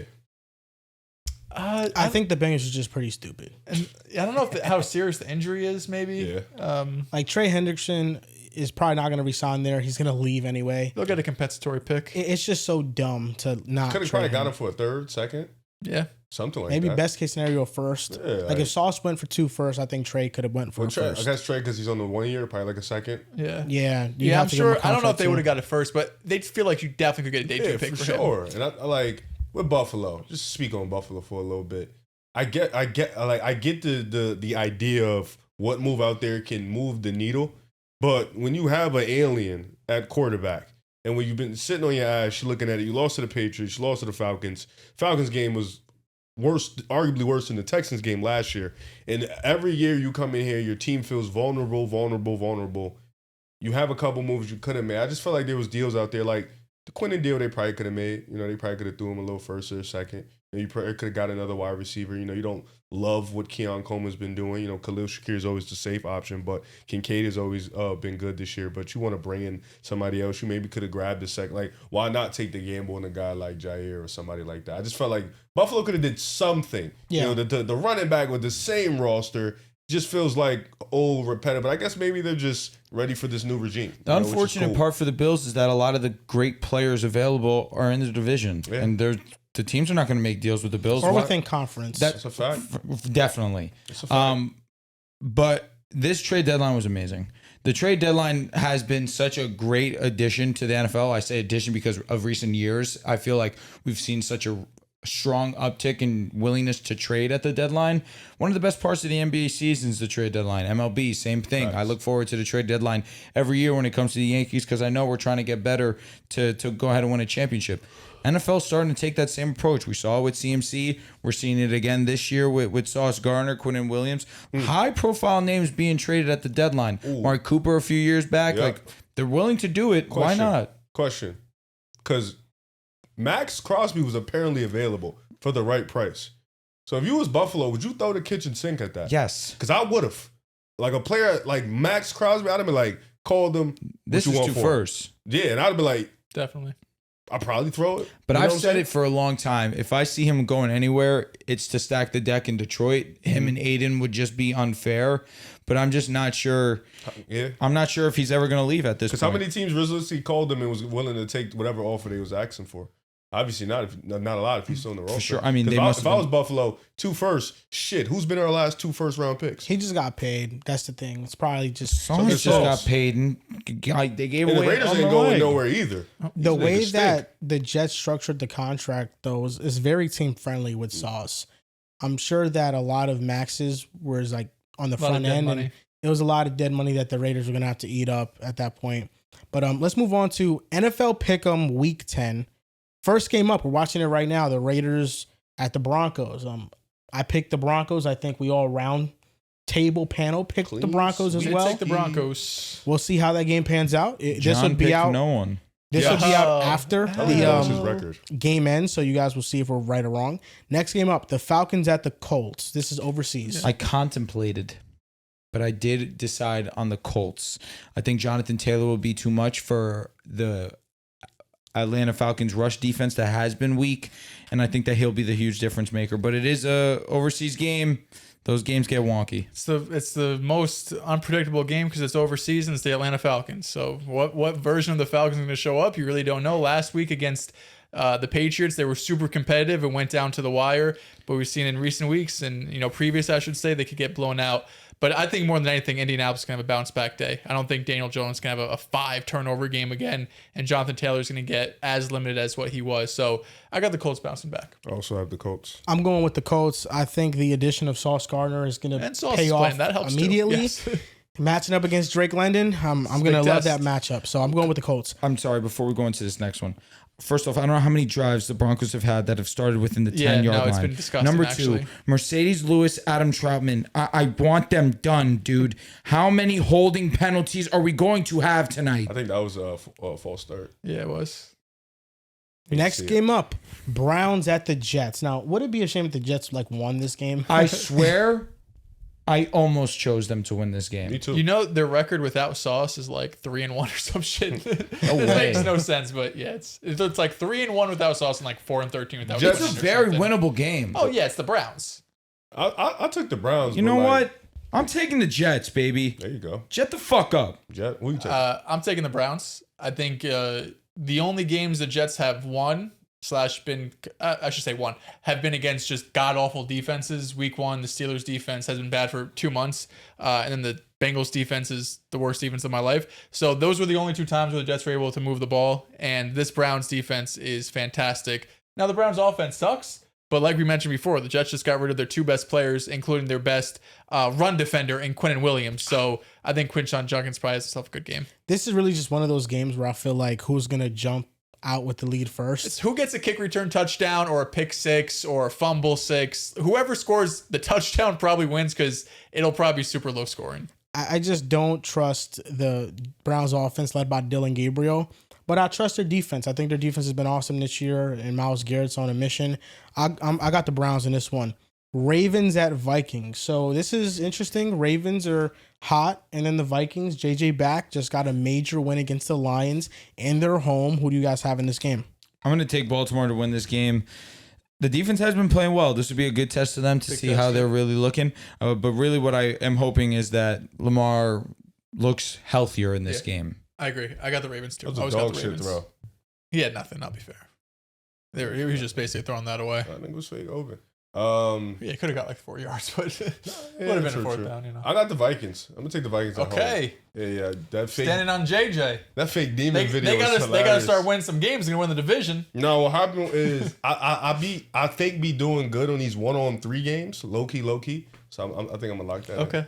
The Vikings are playing really good football. They're So getting that healthy fake at the demon right video time. That, had him, that shit killed me, bro. But I'm a believer in the Ravens running the table here. I'm an avid believer in that, and I think their defenses looked really good. And JJ McCarthy, he had a good start to the game, and then kind of was a little bit erratic. And then the Lions were able to catch up, but really the defense was just so good against Detroit. 1 to 10. How confident would you be starting the Ravens defense this week? Fantasy. I have 6. a disgusting decision. It's like, I don't know who I'm going to do. I could pick the Jets against Panthers? Cleveland. Chuck picked him up. We both bid $4. And he fucking got Sniped him. your That's ass. sick. I would definitely go with the Browns, but it's not available No, to you. the Jets are available. The Chargers are available against the Steelers. The Steelers are available against the Chargers, but I have Keenan and Gaston going.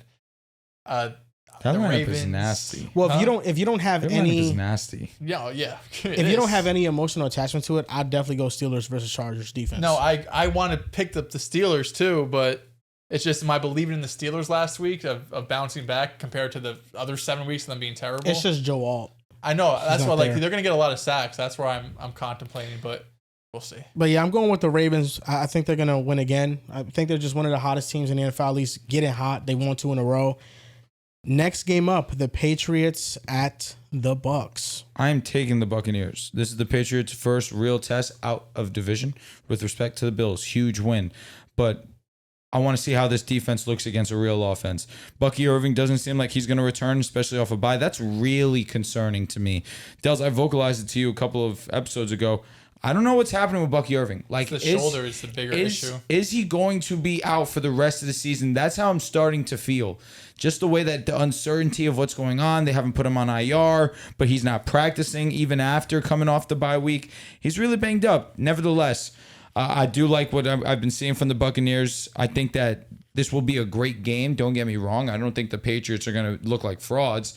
I just think Buccaneers at home, coming off the bye week, a little bit more preparation. For sure. Give me the Bucks. Fuck the Patriots. I got the Bucks. Yeah, the Bucky stuff, because he had the foot sprain and the shoulder injury. The reports are he's been able to run, so it seems like the foot is fine, but he's not clear for contact, which makes me think it's the shoulder, which is the bigger issue of the two. I think Bowles, I'm not sure if it was Bowles, one of the other coaches said he's progressing, but he's not cleared for contact. So definitely out this week, probably out next week. But yeah, knock on wood, he's not out for this season. I got the Patriots. Got Drake May. Let's get it done. This is the closest matchup of the week for me.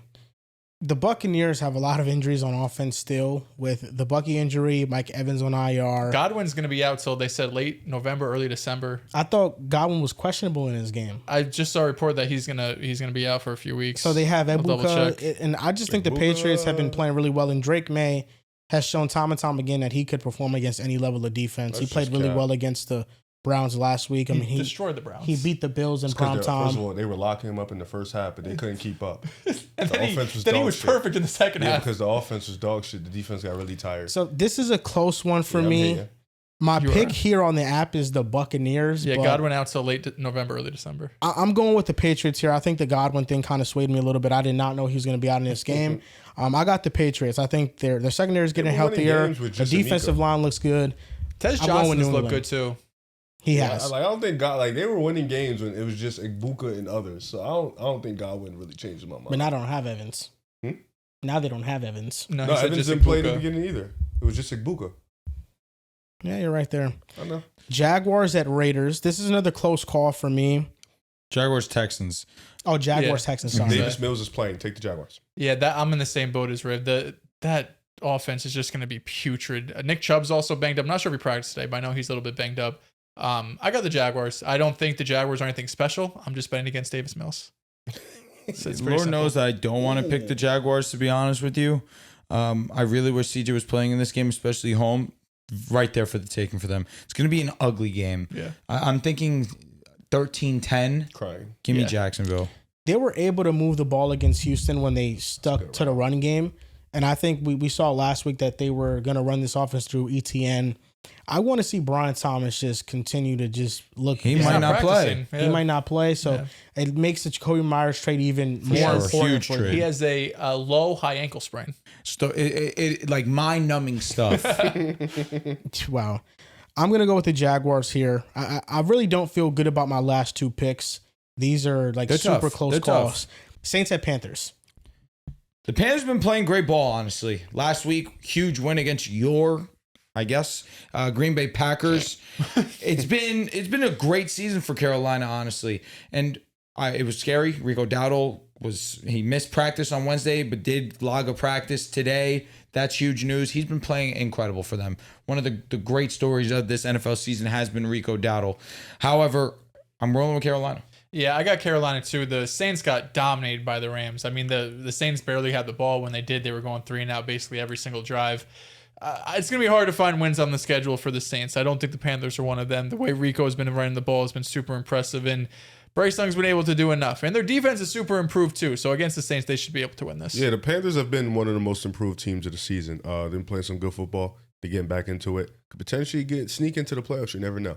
But I got them in this one. I mean, how about that? The 6-4 Panthers, if they win this game. I was a year early. Huge. You were a year early. I got the Panthers in this one as well. 2 years ago, they're the worst team in football. The Giants at the Bears. Ooh. I wish the Giants were healthy, man. This would be a great game, and I would pick the Giants. I'm going to take the Bears. Not happy about it. I got Chicago too. I also have Chicago. I'm going with the Bears in this one. I think Jackson Dart continues to play well. Like the Bears defense is genuinely horrible. It's so bad. Like you just saw Joe Flacco throw for a career high yard against them. They almost were close to beating them. Like The Bears defense is so awful that they're going to be in a game with almost every team. And I could see this being close, but I got the Bears. I've seen some Bengals fan tweet out, should we go the Jets route? How many first round picks could we get for Burrow, Chase, and T. Higgins? I saw a number. Y'all could get like And 8 first round picks. I don't know how true it is, but Joe Flacco has a lower sack rate than Joe Burrow this year. Interesting. He probably does have a lower sack rate. So I was right. Is 3 first getting you? Is Joe Burrow worth 3 first? I think so. Yeah, is a team willing to give it? That's with what I'm injuries? asking you. 3 first, yes or no? Off the top of your head, right now, yes or no? Yeah. It's Joe Okay, Jamar Chase 3. Burrow. Yeah. Really? Yeah. T. Higgins. Now Jamar probably 2. If in a Burrow's 3, sec- probably 2. 2 in a second. 2 in a Two in day. a I second. think Jamar is more valuable than Joe Burrow. I think considering that's healthiness my of him. thought right now. Depends on the Maybe. team. Like if Minnesota's offer, I think Joe Burrow is more valuable than Minnesota. It's a great point, Riv. It's a great point. If Denver's like, yo, 3 first for Jamar, How many first did Russell Wilson get traded 2. for? 2 and 2 seconds.